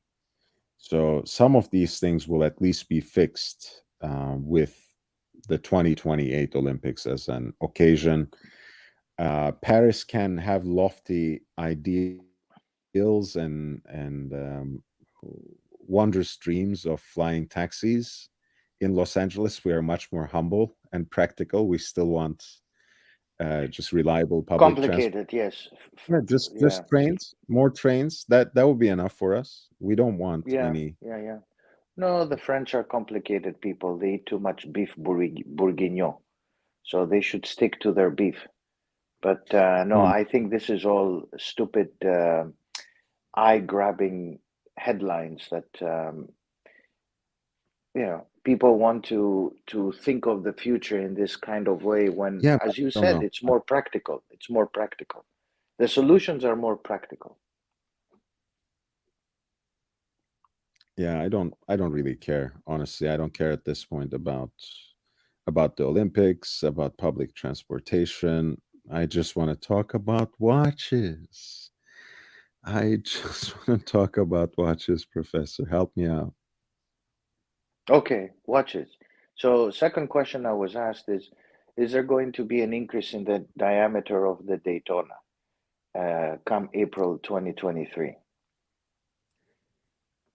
Well, I think the first question would be, I mean, I know I'm not going to get a straight answer in response to this from you, but I'm going to ask it anyways. Since 2023 happens to be an anniversary, are we getting a new Daytona to begin with before we get into how it will be designed and what dimensions it will have? That's the first question. Are we getting a new Daytona? Are we getting something special for the anniversary?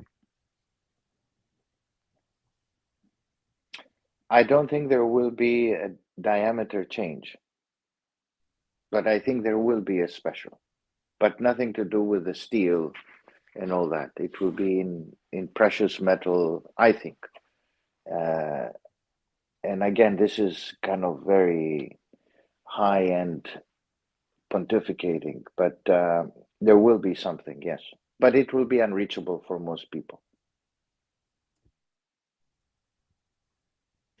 Now, here's the question, of course, since the Rolex Daytona in Platinum introduction, an anniversary model, where else can we go? Yeah. Because So that was the let me say something. 50th I anniversary think, model, right? Where do we go from there? yeah. So I think last week when I was traveling in the Middle East, I don't think you heard me. Maybe this is good because after the stream, I said, "Oh, maybe I shouldn't have said that." But then I thought about it and I said, "No, it's okay."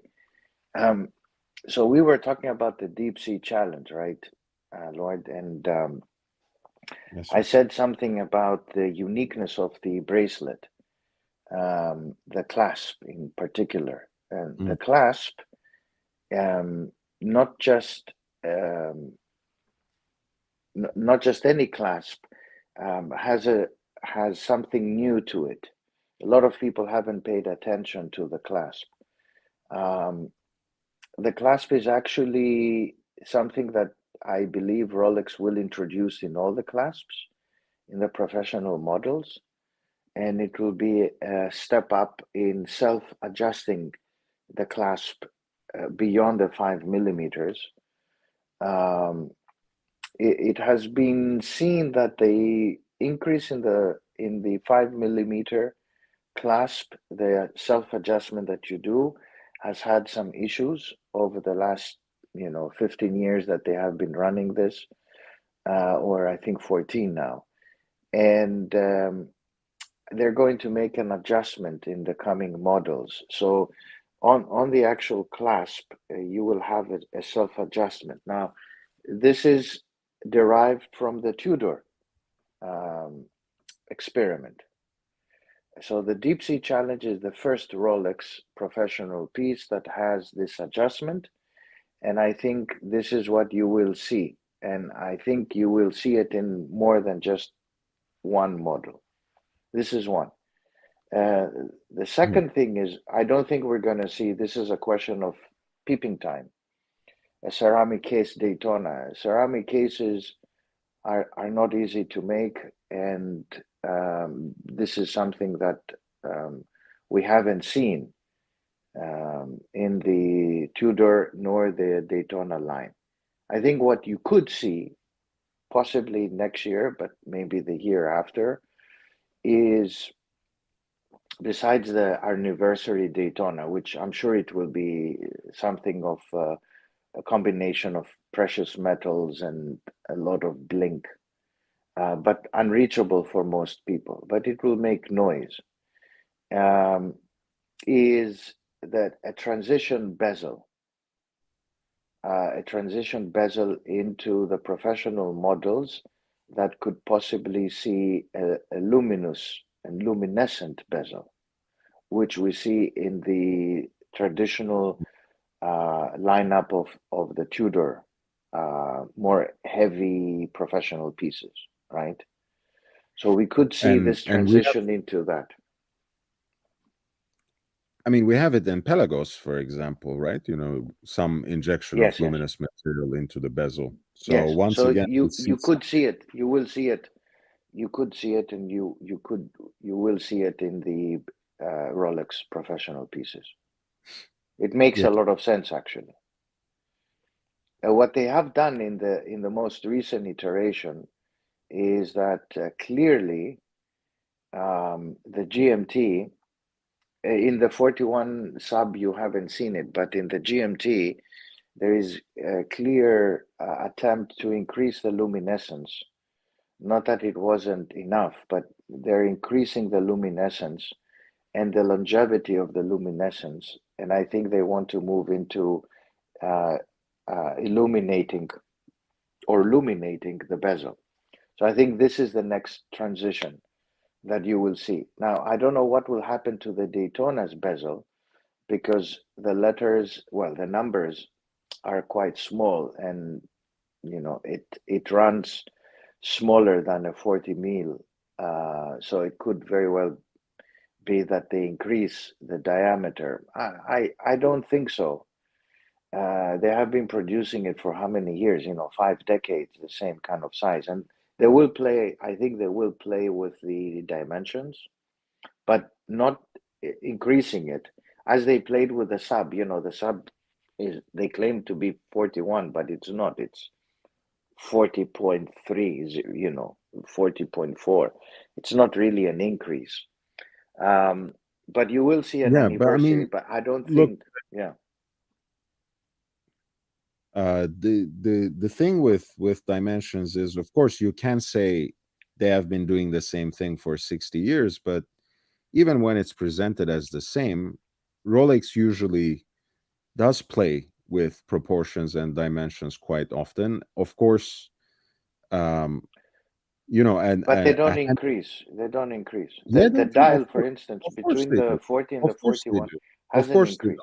Are you saying to me that the hand wound Daytona 4-digit Daytona from the 60s is the same size as the Zenith No, no, Daytona no, forget the of 60s. No, 62? no, not these.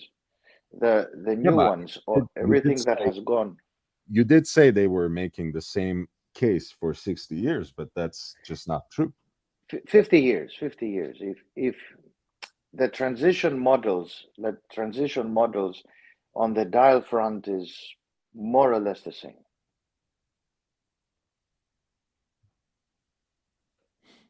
Mhm.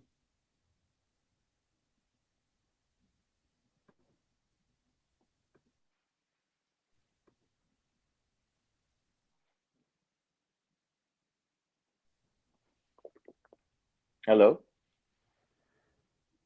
Yeah, I mean, the same with yeah, same thing with Submariners from 60s. They have always advertised everything being 40 millimeters as if it were some sort of a timeless universal sports watch size. But obviously, Rolex Submariners and GMT Masters from the 60s, 70s, and 80s and 90s are just not the same case sizes, whether they're advertised as 40 or not, as those from the early 2000s. And those are also different from, of course, the newly and I think better proportional um, so-called 41 millimeter case Rolexes.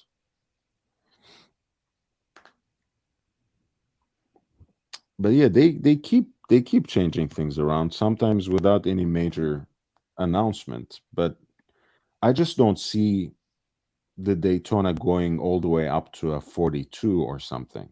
I mean,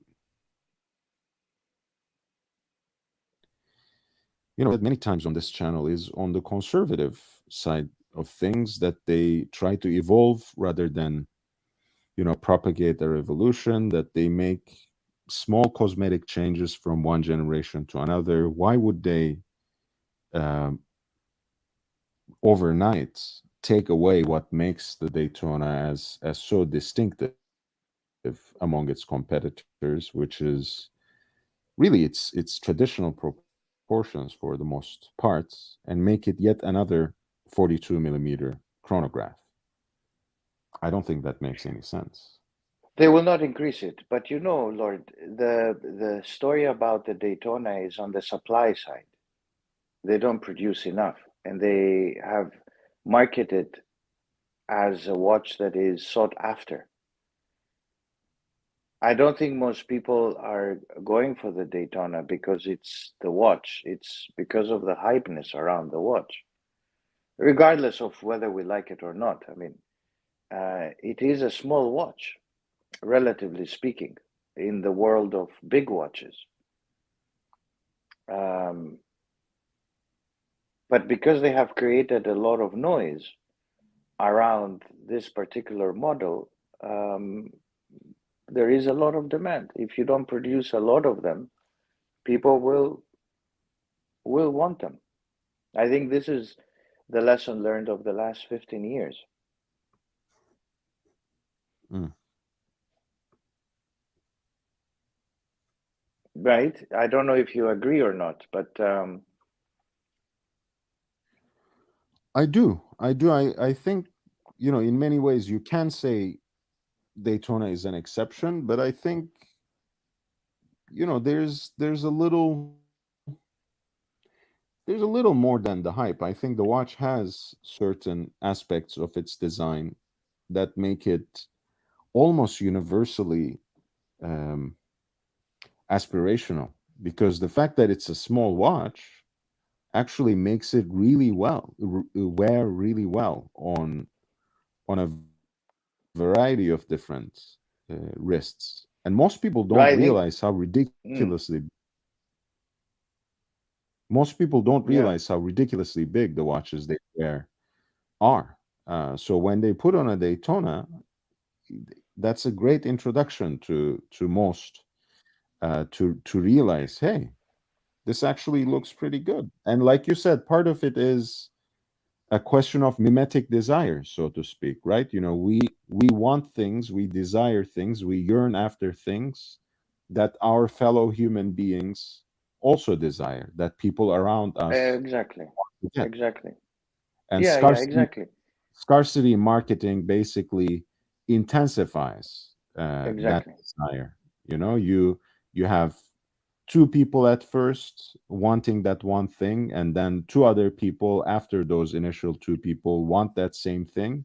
That makes four more people desire the same thing, and that's exactly what we have when it comes to Hermes bags. That's what we have when it comes to Rolex Daytonas or Audemars Piguet Royal Oaks or Patek Philippe Nautiluses, for sure. But I think in each case, you have something redeeming about that design, about that particular product that makes you see, yeah, okay, I can see that. I can see why this is appealing. I think at the end of the day, you can't, excuse my French, but you can't polish a turd. You have to have some inherent value to the design that's recognizably, if not objectively, beautiful to succeed at this level. Well, yes and no. I mean, look at the Nautilus, Lord. I mean, it's not a beautiful watch. Everybody wants it.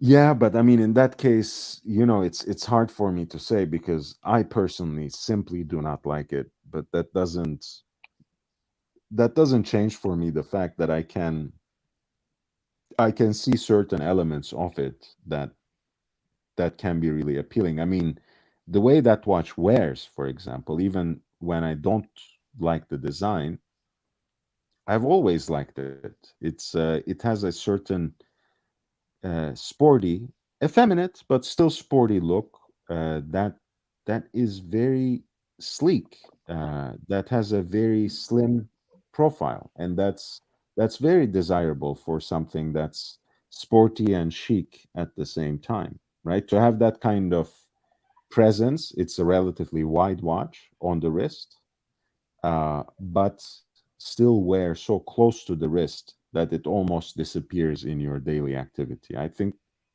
that's a redeeming aspect of the Nautilus, for example, that I can objectively agree makes it a good piece of design, even if I don't like it. I think, yeah, yeah. Subconsciously, I think as humans, we tend to copy each other, and the uniqueness of us disappears. I think the Daytona is a nice watch, but the success is also due to the fact that now women wear it. Most, if you ask, when I ask most dealers, they tell me that half of the watches, especially in precious metals, for the Daytona goes to women. Mhm. I mean, that's Yeah. another kind of balance, as you said. And I think that's why I said, the modest proportions of it actually make it almost universally appealing because women can wear it, men can wear it, That's why we should and wear watches. Rolex Daytona is great for that. Yeah, and that's why It's the I'm perfect. I would wear watches that only men wear. Well, I don't personally. I don't care. I actually like stuff that's a little bit more. unisex. So I think Daytona, for that reason, it's just great. And before this hype really set in, and before people started getting really nervous, anxious, and even outright scared in western parts of LA to wear their precious metal watches and precious watches in general, um, every single woman in Beverly Hills, you would see them with a Daytona on their wrist. It Wow. it Precious was, metal? yeah, you would see, and steel, and older versions, ceramic bezel. You would see it around all the time. You don't see it anymore, but you don't see it on the wrists of men either very often because, um, yeah, I mean, people have become quite scared to wear some of their Really? precious watches in public Oh, in Beverly Hills. okay. I have one friend who wears the 5 digit with the white dial, the Zenith powered 16520, on a daily basis. But he walks around with his security detail basically, so he won't have that. Ah, okay. Okay. My kind of guy. Yes, my kind of guy as well, as it happens.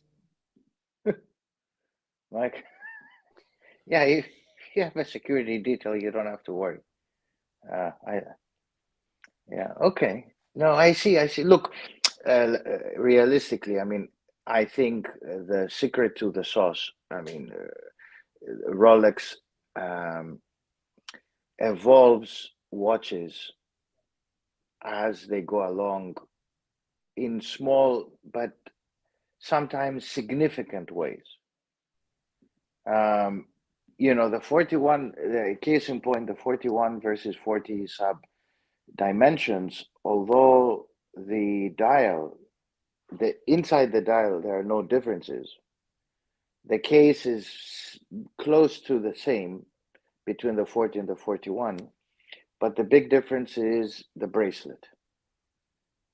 That's where they made the change. And I think this is where the change is coming. It's on the bracelet for the next 5 years for Rolex. It's going to be the bracelets. And we should see it also in the GMT iterations because the GMT is the only one that hasn't adopted the new bracelet.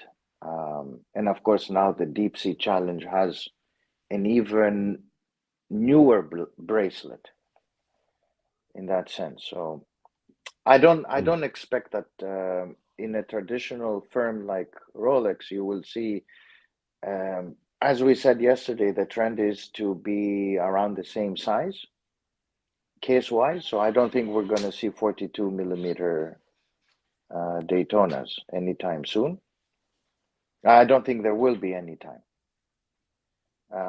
What we will see is the anniversary, and we will see some iterations with the casing, but not bigger. It'll be probably the lags, and it'll probably be shifting and changing around that than anything else, if you know what I mean. Mhm.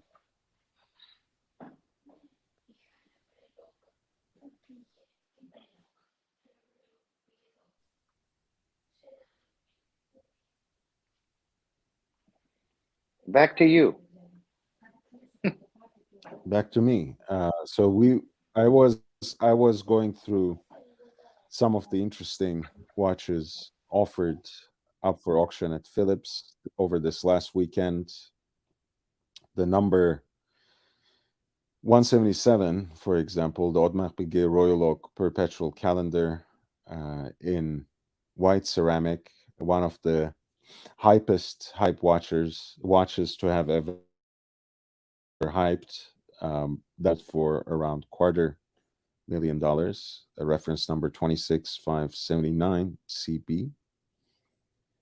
A reduced size Nautilus, just testifying to the continuing hype around the model at lot 179.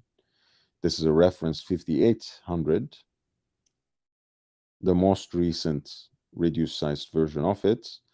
sold for 113,400 Swiss francs. We have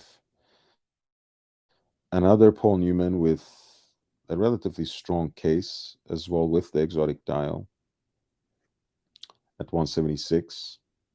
That sold for $277,200. Speaking of Daytona as a woman's watch as well, you would remember the introduction of these, right? The so-called Daytona Beach in early 2000s. Oh my God. Yeah. Wow. Brings memories. Have you seen the whole set at some point? Yeah. At some point I saw it. Yeah. Wow, my God. What you have discovered there. Yeah. I love it, honestly. Speaking of Yeah. things that are a little more on the effeminate side and a little more unisex, um, here's the full set, with the turquoise, um, which is next to the mother of pearl with a yellow tint, Yeah. pink mother of pearl, and this particular example, which is a chrysoprase, I think it's called, and they all came with these matching lizard straps as well as matching presentation boxes covered in the same leather, and with even a couple of accessories like a leather wallet, like a card holder with the same skin as well. So it's an interesting piece,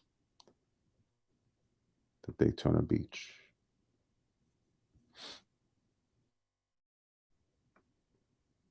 So yeah, they sold one of them just this last weekend, lot number 172, reference 116519, chrysoprase dial, the green dial version, for $75,600. Wow.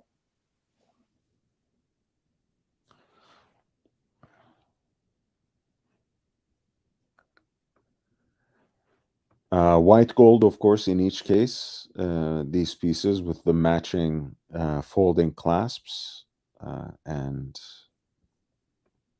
Rolex lizard straps that echo the colors of the dials.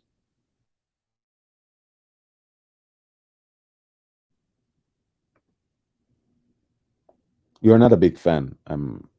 I can already tell, Professor. What do you think?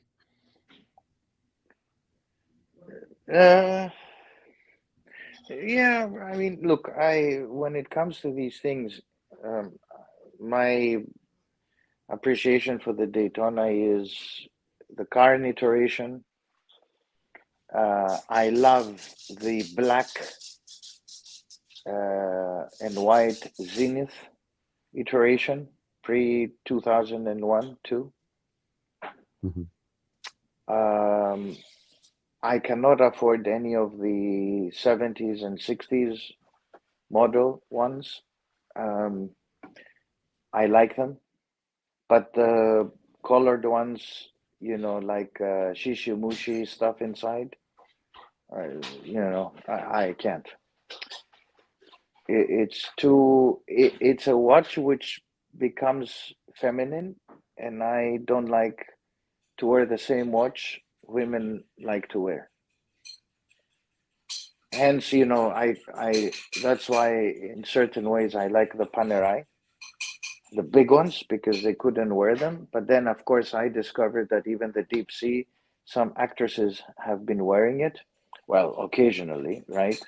One or one of them actually has been wearing it occasionally. So now I think I'm going to migrate to deep sea, the deep, what is it? The challenge, the Mariana challenge, the 50 millimeter one. But I'm sure there will be one actress that will wear it. Yes. The colored ones, they're, I like them for their aesthetics, but the straps and all that, it becomes too feminine, and then I kind of say, okay, that's okay for me. You might call me, I don't know, whatever, but I prefer to men watches to be worn by men, and then women by women. You can say whatever on that. I don't, aspire to make friends on that, but I like that kind of differentiation, and that's why, for instance, Patek, there is a bit of me that likes Patek, which is that Patek usually makes watches for men,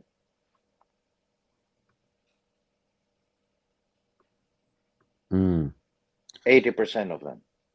Possibly. Yes. Yeah. Who is I that? This There is we go. There Steph. is the deep sea. Steph. Yes. Here we go. Yeah. Who is this lady? This is Steph Curry's wife. Who is that? I'm sorry. This is Steph. I'm about to say it if you if you just wait 2 more seconds. This is Steph Curry's wife, Sorry. Aisha Curry. Um, Steph Curry is basically an iconic basketball player who plays for Golden State Warriors. Um, and this is a deep sea, like you said, yes, which has Yeah, yeah. I think a lost bezel insert there. It seems like, but she's a big Hmm. girl. She can certainly carry it. Yeah, yeah. No, I'm okay with that. It's just no, the Daytona. I know the Daytona looks small. I mean, it is on the smaller side size for me. Um, that's me. Yeah, I'm intrigued. Honestly, I'm intrigued by things, especially in the world of watches that can have this sort of crossover appeal, that can have a unisex appeal. That's about the only thing I like about the Nautilus, to be honest. And the fact that Really? Daytona Hmm. has that appeal as well. I don't mind it, but I like so many other things about the Rolex Daytona to begin with. So that doesn't need that extra justification necessarily. But I like the fact that actually it's something that can appeal to everybody. Yeah. Plus, I mean, no, I take no issue there. We live in a big market, and people can do what they want. It's like cars. You cannot have a man's car and a woman's car. Yeah. Um, I think the recipe there is a successful one, and the company will continue making the watches they have been producing, clearly. And Patek has transitioned into the Nautilus and the Aquanaut, and they made smaller sized watches for women, and they just put a lot of diamonds, and they're selling very well. No issue there.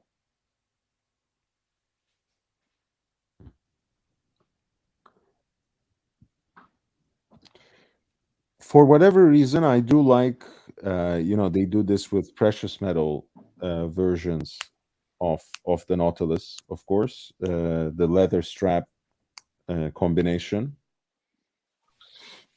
with a clasp. This is quite monochromatic, white gold with that gray gradient dial. Hmm. I like this a little better than the steel. Honestly, I think it has a different kind of appearance. Whatever metal it is, yellow gold, pink gold, white gold. I like these on leather straps. Um, I know they're less desirable than the stainless steel version, but here's a 5711G that sold for 60,480 Swiss francs slash dollars. That was lot 169.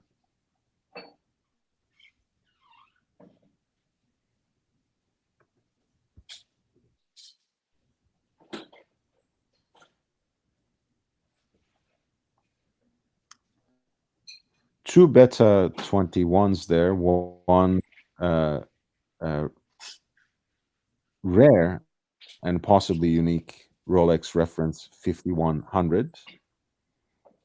This is a quartz Rolex with a slightly different integrated bracelet design than the Oyster Quartz Mm, itself, with the Beta 21 caliber. mm,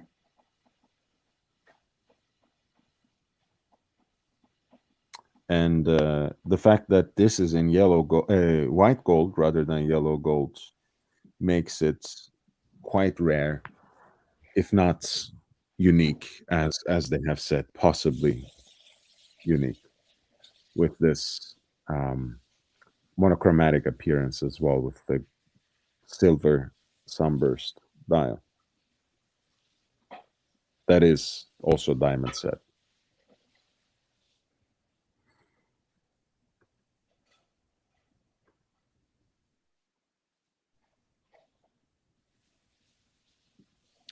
This sold for $94,500. Probably there was a mm. collector who really, really needed it. A couple of collectors, in fact, who probably went into a bidding war. No.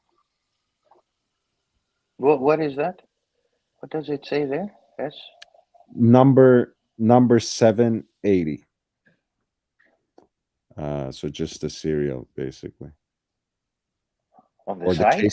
case number rather. This is, yeah. But this is from the manufacturer.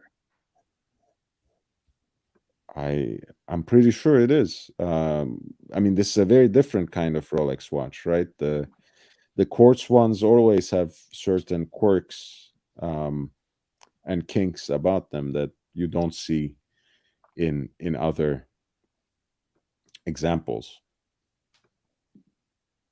Hmm.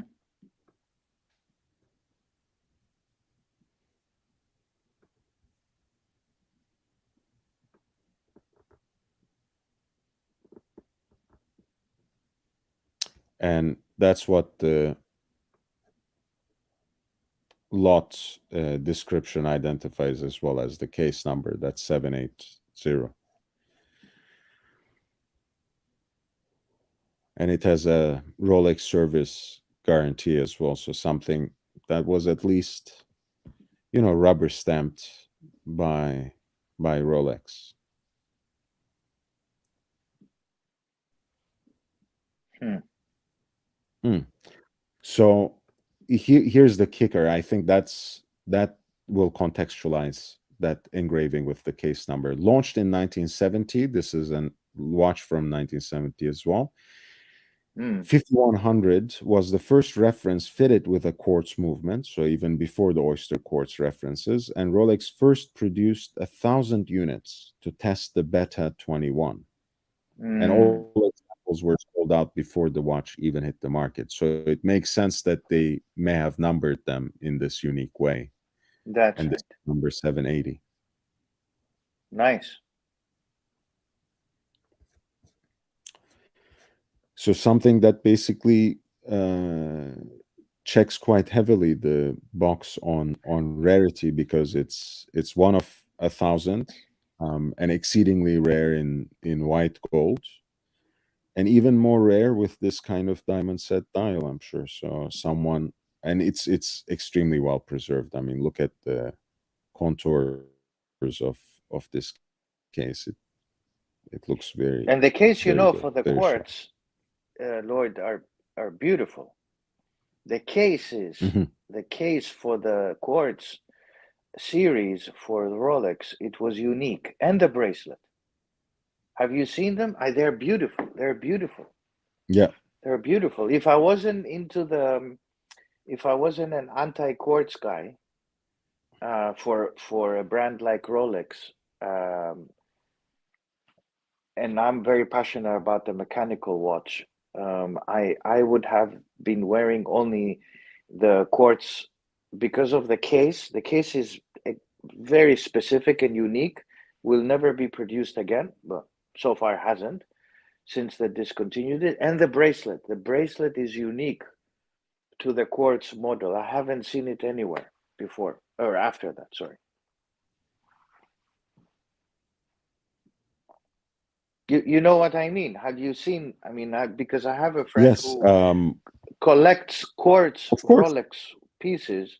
They're fantastic. I mean, these things are there. I mean, Rolex is a tank when it comes to the construction, but the quartz one is a super tank.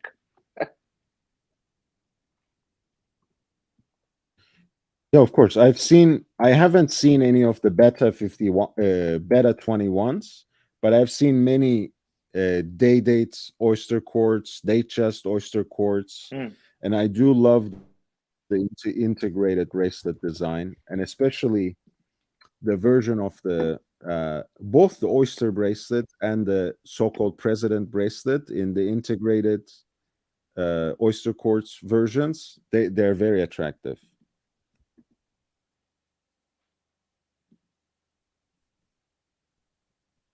I actually made a video also um, on Michael Caine's personal oyster quartz day date that's sold earlier by Bonhams in London. So I'm gonna post a link to that in the chat for those who might want to watch mm. it later. But yeah, and it's always said, Rolex is pretty gingerly about this. They will never publicly admit it, but they say that the oyster quartz was designed by Gerald Janta as well for Rolex, but I've never received confirmation of that by anyone, so I don't really know. I don't know about that. I mean, proportionately, I don't know. This guy, Gerald Genta, they need to make him into an honorary president in Switzerland and maybe as well Italy. But I don't know. He created fantastic designs, if anything. For Patek, they should make him a statue because he turned Patek into a company that everybody aspires to have a watch from, for sure, no doubt. Regardless what the Stern say, Patek is Nautilus, and that's what the world knows about.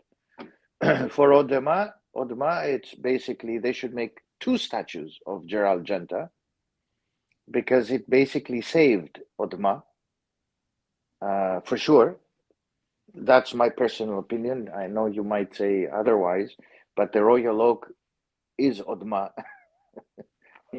and they developed so many editions of that. It's like the Speedmaster for Omega. I mean, they've turned it into so many iterations that now there'll be Speedmaster Mars, then there'll be Venus, and then I don't know how many planets though. This moon watch of theirs, and the only one probably Bulgari, of course, with the with the iterations, the Octo and everything else, and the Mickey Mouse versions that you and I discussed, and IWC, not to forget IWC, which he tried to help, but it didn't work out for them. Although I believe IWC should bring back that iconic Gerald Genta design. So I think he's he deserves a statue, a big statue in Geneva, probably in front of Patek, one in front of Patek, and they should thank him and pray to his greatness. Now, if he did that for Rolex as well, I don't know.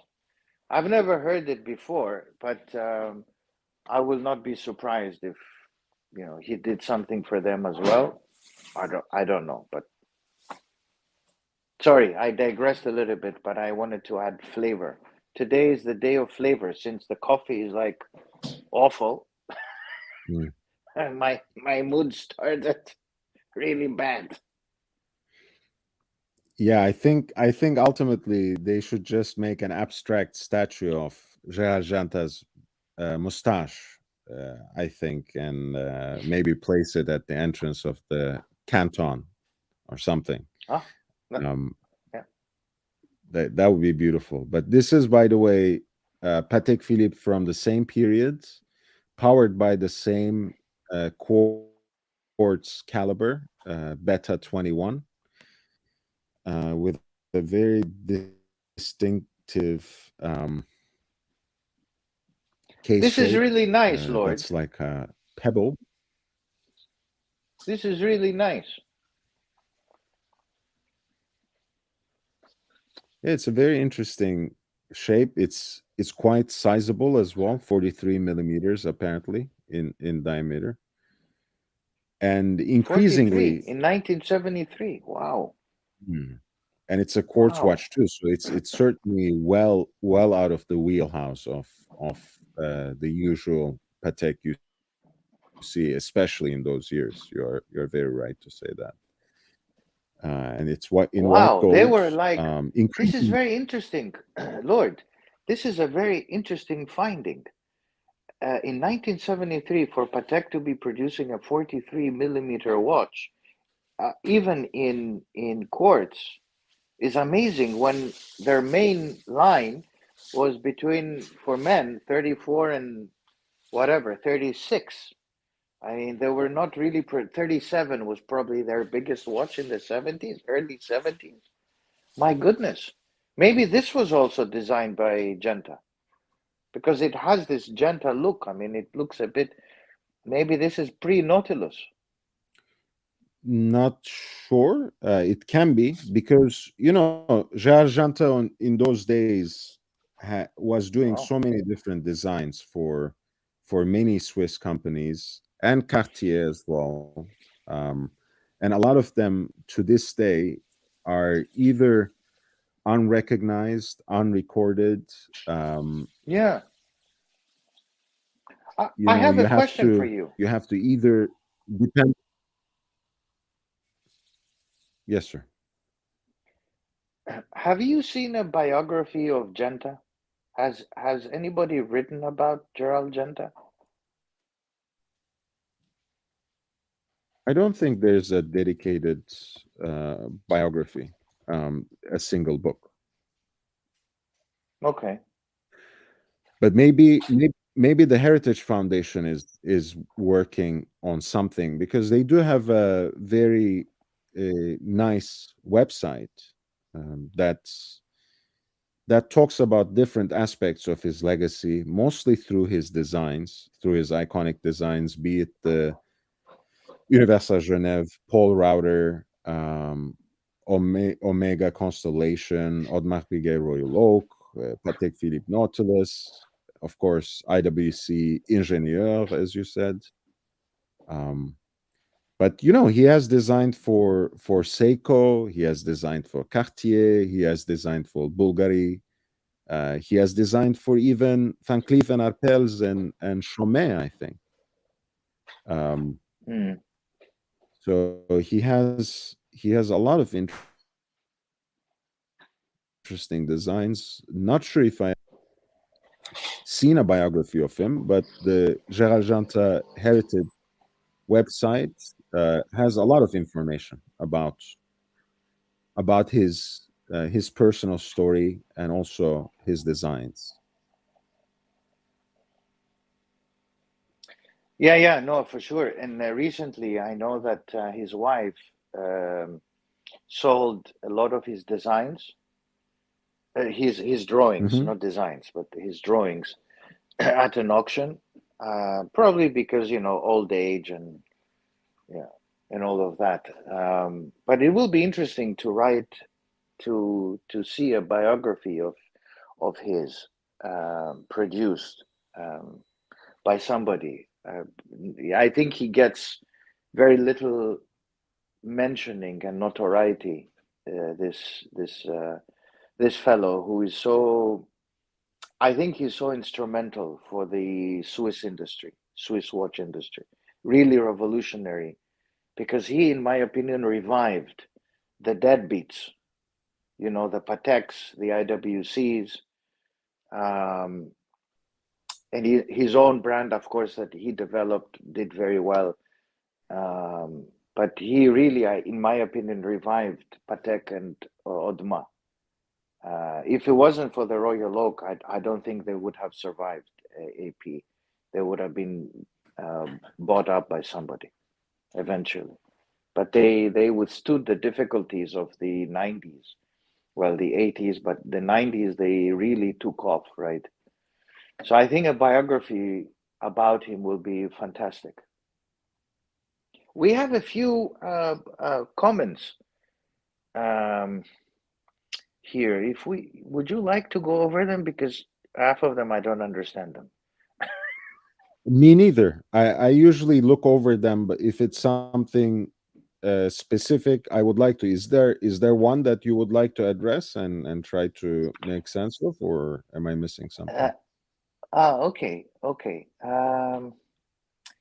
What does it say? Well, J. Grays Grays Wheater? Grays Wheater?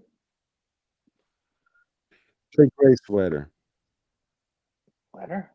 Okay. Is that a name? What does it mean?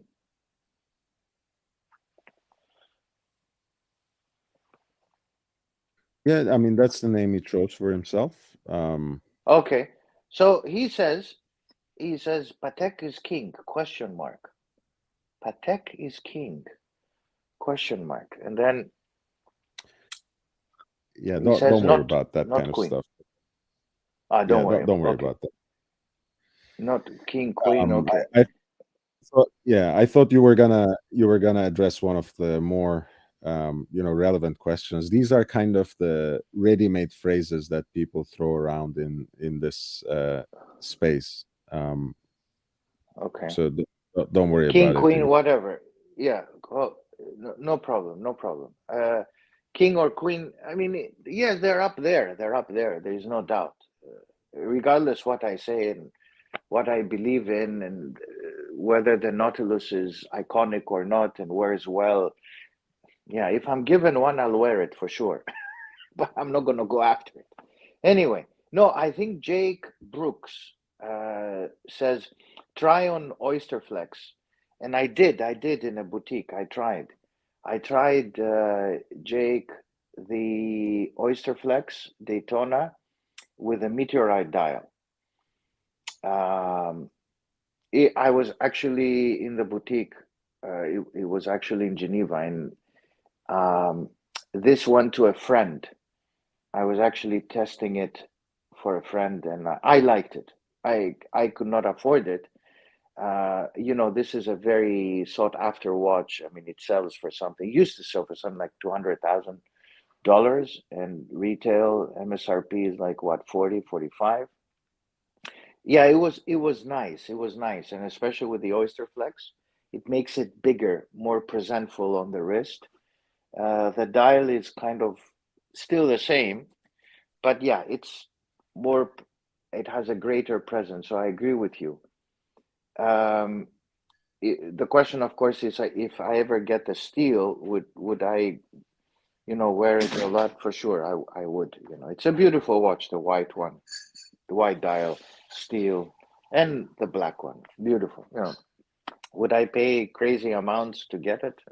No, but yeah, I agree with you. That's the question. Yeah, that's the question which I wanted to answer.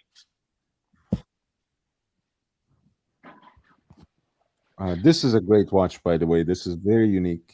Lot number 155. When I first saw it in the catalog, I thought for a second that it was a misspelling because, of course, the iconic manual chronograph from the period is called reference 1463. This is a 1436, which is actually a split second chronograph, here cased in pink gold, with a champagne dial and the heat blued hands for the two centrally deployed chronograph seconds, as well as the minute counter. from 1940, comes with the archival extract, sold in 1941, and here on auction at Phillips, it actually sold for $226,800. Lot 155, split second chronograph by Patek from 1940.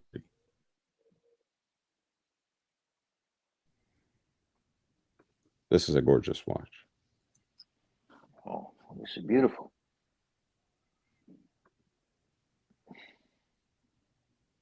206. Wow. 226. My goodness. Whoa.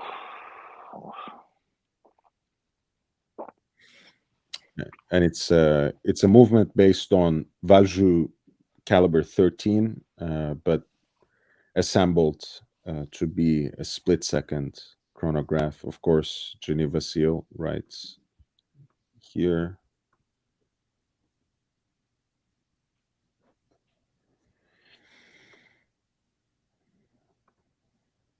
Gorgeous piece, very unique. I think the first one to come on public auction of this kind of the split second version.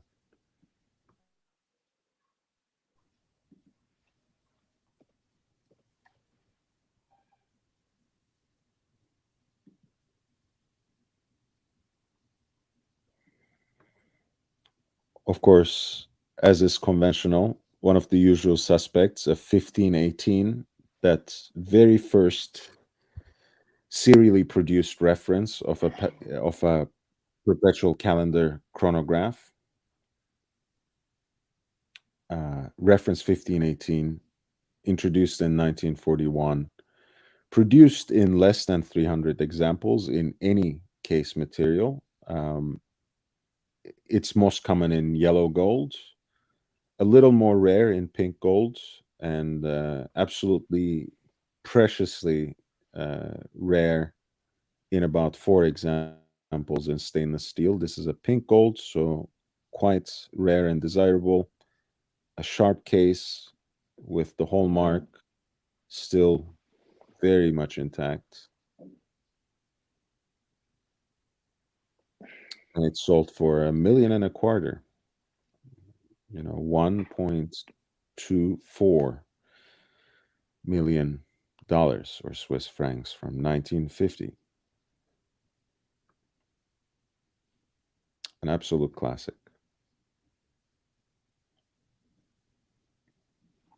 Beautiful. Well, I mean, how can you say no? How can you say no?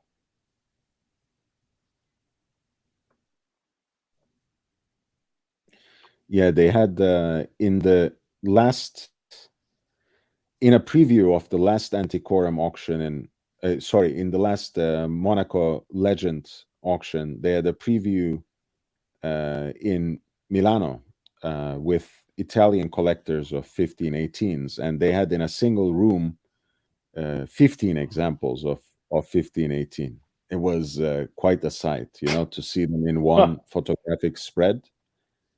Uh, Basically, like a 20th of, like more than a 20th of the entire reference. It was rather impressive.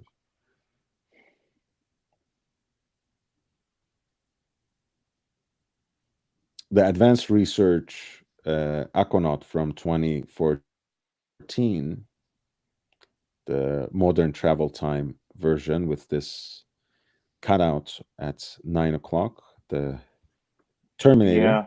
as I like Yeah. to Yeah. I call it. remember that. I remember that. Beautiful. Beautiful. Sold for 504. Jesus Christ. Yes, sir. Half a 504. million dollars, basically. Service sealed with the certificate of origin and presentation box. They used the stock photo for a closer Mm. depiction. But this is actually how the watch sold. Vacuum sealed. Um, This is an example from 2017. The advanced research Aquanaut travel time 5950 G-001 lot 149 sold for $500,000.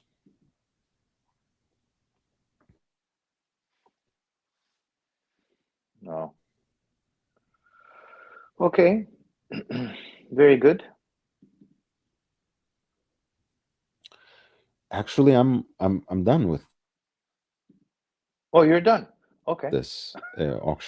more. I can go back to yeah. I can go back to Antiquorum, but it's almost midnight already here, so Yeah. we can talk a little more, and then maybe I'll conclude for Let me tonight. ask you, Lord, Uh, all of of this, course. what do we say? What can we conclude about some of these watches have attained, you know, exorbitant prices? Do we continue to adhere to the point that, there is a sizable decline in prices, but for some models, like this one, if people see it, they'll say, "My God, this is going for 500,000. Where is the crash? Where is the correction? Where is the decline? Where is the market repositioning itself? You guys, 1.3 million, 1 million, what's going on?" What can we deduce from all of this so we continue on the same path of thinking? No, I think this is a very good question, and um, I started with an introduction that focused on that both today and yesterday, and I think it feels right to conclude on that as well. I think Philips, by and large, curates very particular and pointed selection of watches. They are very iconic, um, extremely desirable vintage collectibles. They are aspirational, high horological, independent watchmakers, latest creations. They are, hypest of all hype watches, and there's such a great mix that they really managed to bring in basically all of the high rollers into Geneva for a weekend where everyone gets involved in a bidding frenzy and where none of the lots escape any attention. So I think Hmm. Philips, on the one hand, by its almost inherent appeal to this uh, creme de la creme, the 1% of the watch collecting public, already has that sort of exceptional place within all auction houses that deal in watches. Um, in this case, that is exacerbated by the fact that they have just chosen hit after hit. Whereas when we were looking at Hmm. Antiquorum, they were watches Yeah, from each and every segment. There were watches that would appeal to someone who's looking for exactly. something for a couple of Exactly. $1,000, and there were watches that were still very desirable, and maybe Exactly. they did not have very important provenance. They weren't connected to a celebrity, but they were still quite collectible watches. So I like oohing and awing looking at Philips because they choose so well that you can learn so much about the history of the models, about the about what is so desirable in the market that all the heavy hitters want to go after them. But to get a sense of the market at large, which is not, uh, which doesn't consist of $1 million watches, Hmm. you have to take in the bigger picture. And that's why I go to Antiquorum. That's why I go to In Eichen. That's why I even go to some Scandinavian auction houses sometimes on this channel to see what else is out there and to see what actually happens when these watches sometimes slip through the cracks. And that's how we found that 40,059 30G, the world time flyback chronograph by Patek, that usually sells for even in today's market or even 70. So you have to think outside of the box sometimes because everyone knows Phillips. And in fact, all the big watch collectors right now are spending their weekend and even part of this week in Geneva because Phillips invited them. So it's not it's a good gauge of how certain iconic uh, Mm, watches that have been collectible and that have inherent value continue to perform well. But I think those should be considered as exceptions, not as a sign, as a vital sign that the market overall is not only surviving but thriving. Everything else, I think, is genuinely crashing.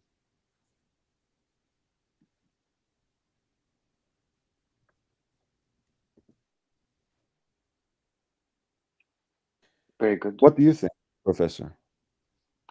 Again, I was surprised between the price, the two variations between what we saw yesterday and what we saw today. Today we saw the heavy hitters, the big guys coming in, a million, half a million, 200,000, big amounts. So it begged the question of, what's going on. People are buying these watches, and an ordinary person who's not involved in the auction world might wonder and say, but you guys have been arguing that the market is crashing and there are people buying $1.3 million worth of watches and half a million, and what's going on? I think you answered it very well, and I think that the Right. answer is that the market is crashing. And forget about the watches. I mean, the watches. Look at the general economy, and once you sense that the general economy is picking up, so will watches. So will everything else in life. Right now, um, in the US, the housing market is crashing, right? Or at least housing prices are going down. No doubt because of the interest rates that will keep on going up. So, watches are bound to go down. However, we know that even in crisis and during depressions or recessions, there are always people with money and there will always be people buying stuff. So, no doubt there will be people selecting to buy these very few pieces. There will always be a billionaire or a multimillionaire who will be willing to buy, or even a museum. Patek Philippe could be buying its own stuff as they have traditionally done, and others as well, not just to pick on Patek, but others as well could be buying for their own museums, their own pieces when they see something well priced and available, much more today than it was available a year ago. Today, you will see more variety than you would a year ago because people were hoarding, they were not willing to sell. So that's my take on this. It's that I think you said it, and we keep on saying it in a nice way to people that, guys, be patient. You will be able to buy a more desirable watch at a more desirable price in the coming 6 to 9 months. We said it back in April, May when we started this theme, right, Lord? Hmm. And we said to people, take your time, and remember, um, a friend of mine was offered this Batman for, what was it? I remember I said it live on this stream, for 15,000, and we said wait, and now it's selling easily below 15,000. The Pepsis are selling below 19. The Daytona White is selling, I've seen it between 29 to 31, and some people say that it's 27. The black Daytona is selling for 25. Um, so, I mean, they're bound to go a bit more down. And I think we said it, right? That the Daytona will be a good price Look, in the gray market in the coming months. So, yes, I mean, I'll say these this are as well. difficult times. Sorry? I'll say this as well, that there is, even among hype watches like the Nautiluses and Royal Oaks, especially the ones that are not the stainless steel iconic references, right, which are 3700 and 5711 when it comes to the Nautilus, and 5402 and 15202 when it comes to the Royal Oak. Even those models, if they come in, let's say we have just looked at it, right? The white gold Nautilus on leather strap. Now, any iteration of 5711 G R on the leather strap at the beginning of the year, they were already selling for six figures, being listed even higher in most instances. They were already selling for 90,000, 95, in some instances $100,000. The fact that in this room that Phillips gathered this weekend, the lot number 169, which is a relatively plain Jane average white gold Mm. Nautilus on a leather strap, the fact that watch sold for 60,000 rather than say 100,000, I think is in itself a sign. So yes, of course, a Polipetto sea dweller that belonged to the chief of the Italian police force will sell for $250,000, because how many times will that watch come to the market? Maybe once in a decade, if How not many? once in a I think lifetime. So they produced 25 or 50 of these. How many did they produce? the Polipetto, Yeah. yeah, it's very limited, and this one apparently belonged to the chief of the Italian police forces. So it Yeah, comes yeah. with. When it came out, yeah, I remember. This was back in the days when I followed this watch quite a bit, 10 years ago or 50, no, no, no, 20 years ago. Sorry. Yeah, yeah, 2008. That's right. Okay, 15. Um, Well, basically, if I can just say one more sentence about this, to focus on the Phillips Geneva results over the last yeah. weekend and say that the watch market is doing fine is to focus on how much Basquiat or Van Gogh recently sold for, and to try to argue on that basis that there are no starving artists today in the world. It's an absurd generalization, has nothing to do with reality. We're talking Mm, about a segment of the market that's extremely rarefied, extremely exclusive, and is barely affected by the ebbs and flows of the financial crisis. So this is great, and I love doing it, but it shouldn't give people the impression that Philips realizing extreme amounts because of their selectivity and exclusivity somehow says something positive about the market at large. To me, it does not. Again, it's like saying, hey, we just sold a mm. Basquiat for millions of dollars. That means your local painter is no longer trying to, sell prints of some random posters on a street corner because uh, art market is doing fine. That's not how it works.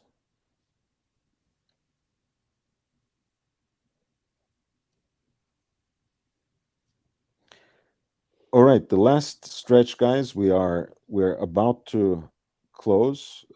Thank you, Professor, for being here. If you want to send any last minute requests or questions via super chat, feel free. If not, we're about to end the live stream. Thank you for being here. Please do hit the like button on your way out. It does help. It gives me just a little bit more exposure. If you have just stumbled upon this broadcast, feel free to subscribe. Um, there's heaps of watch related content on the channel that I'm in the process of reorganizing as well. But feel free to scroll through in the meantime. And it's not, even if YouTube categorizes it under live streams, it's not all 2 hour, 3 hour, 4 hour long pieces. A lot of it is 5 to 15 minutes where you can easily absorb the information in one sitting. So please do check these videos out. Feel free to send them around. As always, of course, tell your friends, spread the word so we can expand this community a little more. We have recently crossed our first threshold, our first goal of 1,000, and we are already on our way to the next 1,000 and hopefully 5,000 soon. So help me out by sending out the word, sending out the links, and talking about the channel on other platforms. You can always send me super chats and super thanks as comments to the videos to support the channel. Uh, I also have a Cash App, which is $LHVVV, $LHVVV. My PayPal is connected to my primary point of contact, and that is an email address, lordhellespontv@gmail.com. That's lordhellespontv@gmail.com. The link is there. And if you become a contributor on Patreon at the level of an initiate, which is $10 per month, you will not only be supporting the increased quality and quantity of content on this channel, you'll also be receiving at least 3 links on a daily basis of watch deals online that I curate specifically for you, tailored to your tastes and preferences, and you will have a direct line of communication on Patreon to tell me more about your tastes, preferences, and aspirations in this on the secondary market of watches, so I can actually be more thoughtful in that daily curation for you.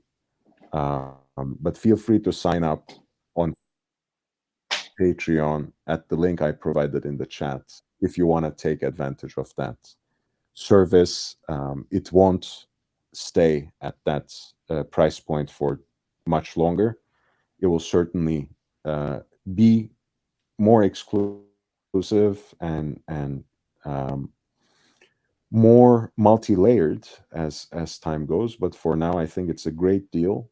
Um, hey, you will get about 100 different watches every month in your mailbox, and I'm sure you'll find one or two that might appeal to you, and maybe over time that will help you expand your collection in a particular fashion. But if you want a more one-on-one type of advice and consulting, of course, you can always reach out to me through this channel and through my email address at lordhellespontv@gmail.com.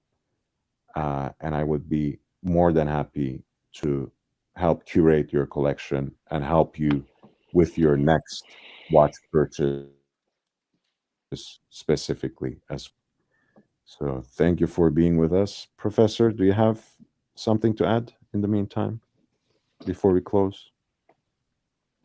Nothing. You say it all.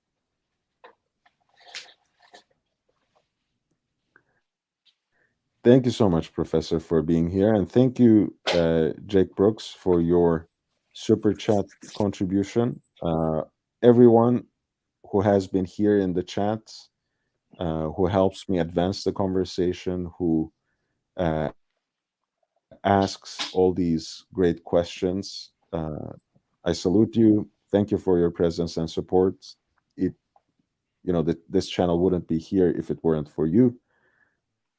So I look forward to seeing you tomorrow as well. Until then, I bid you adieu.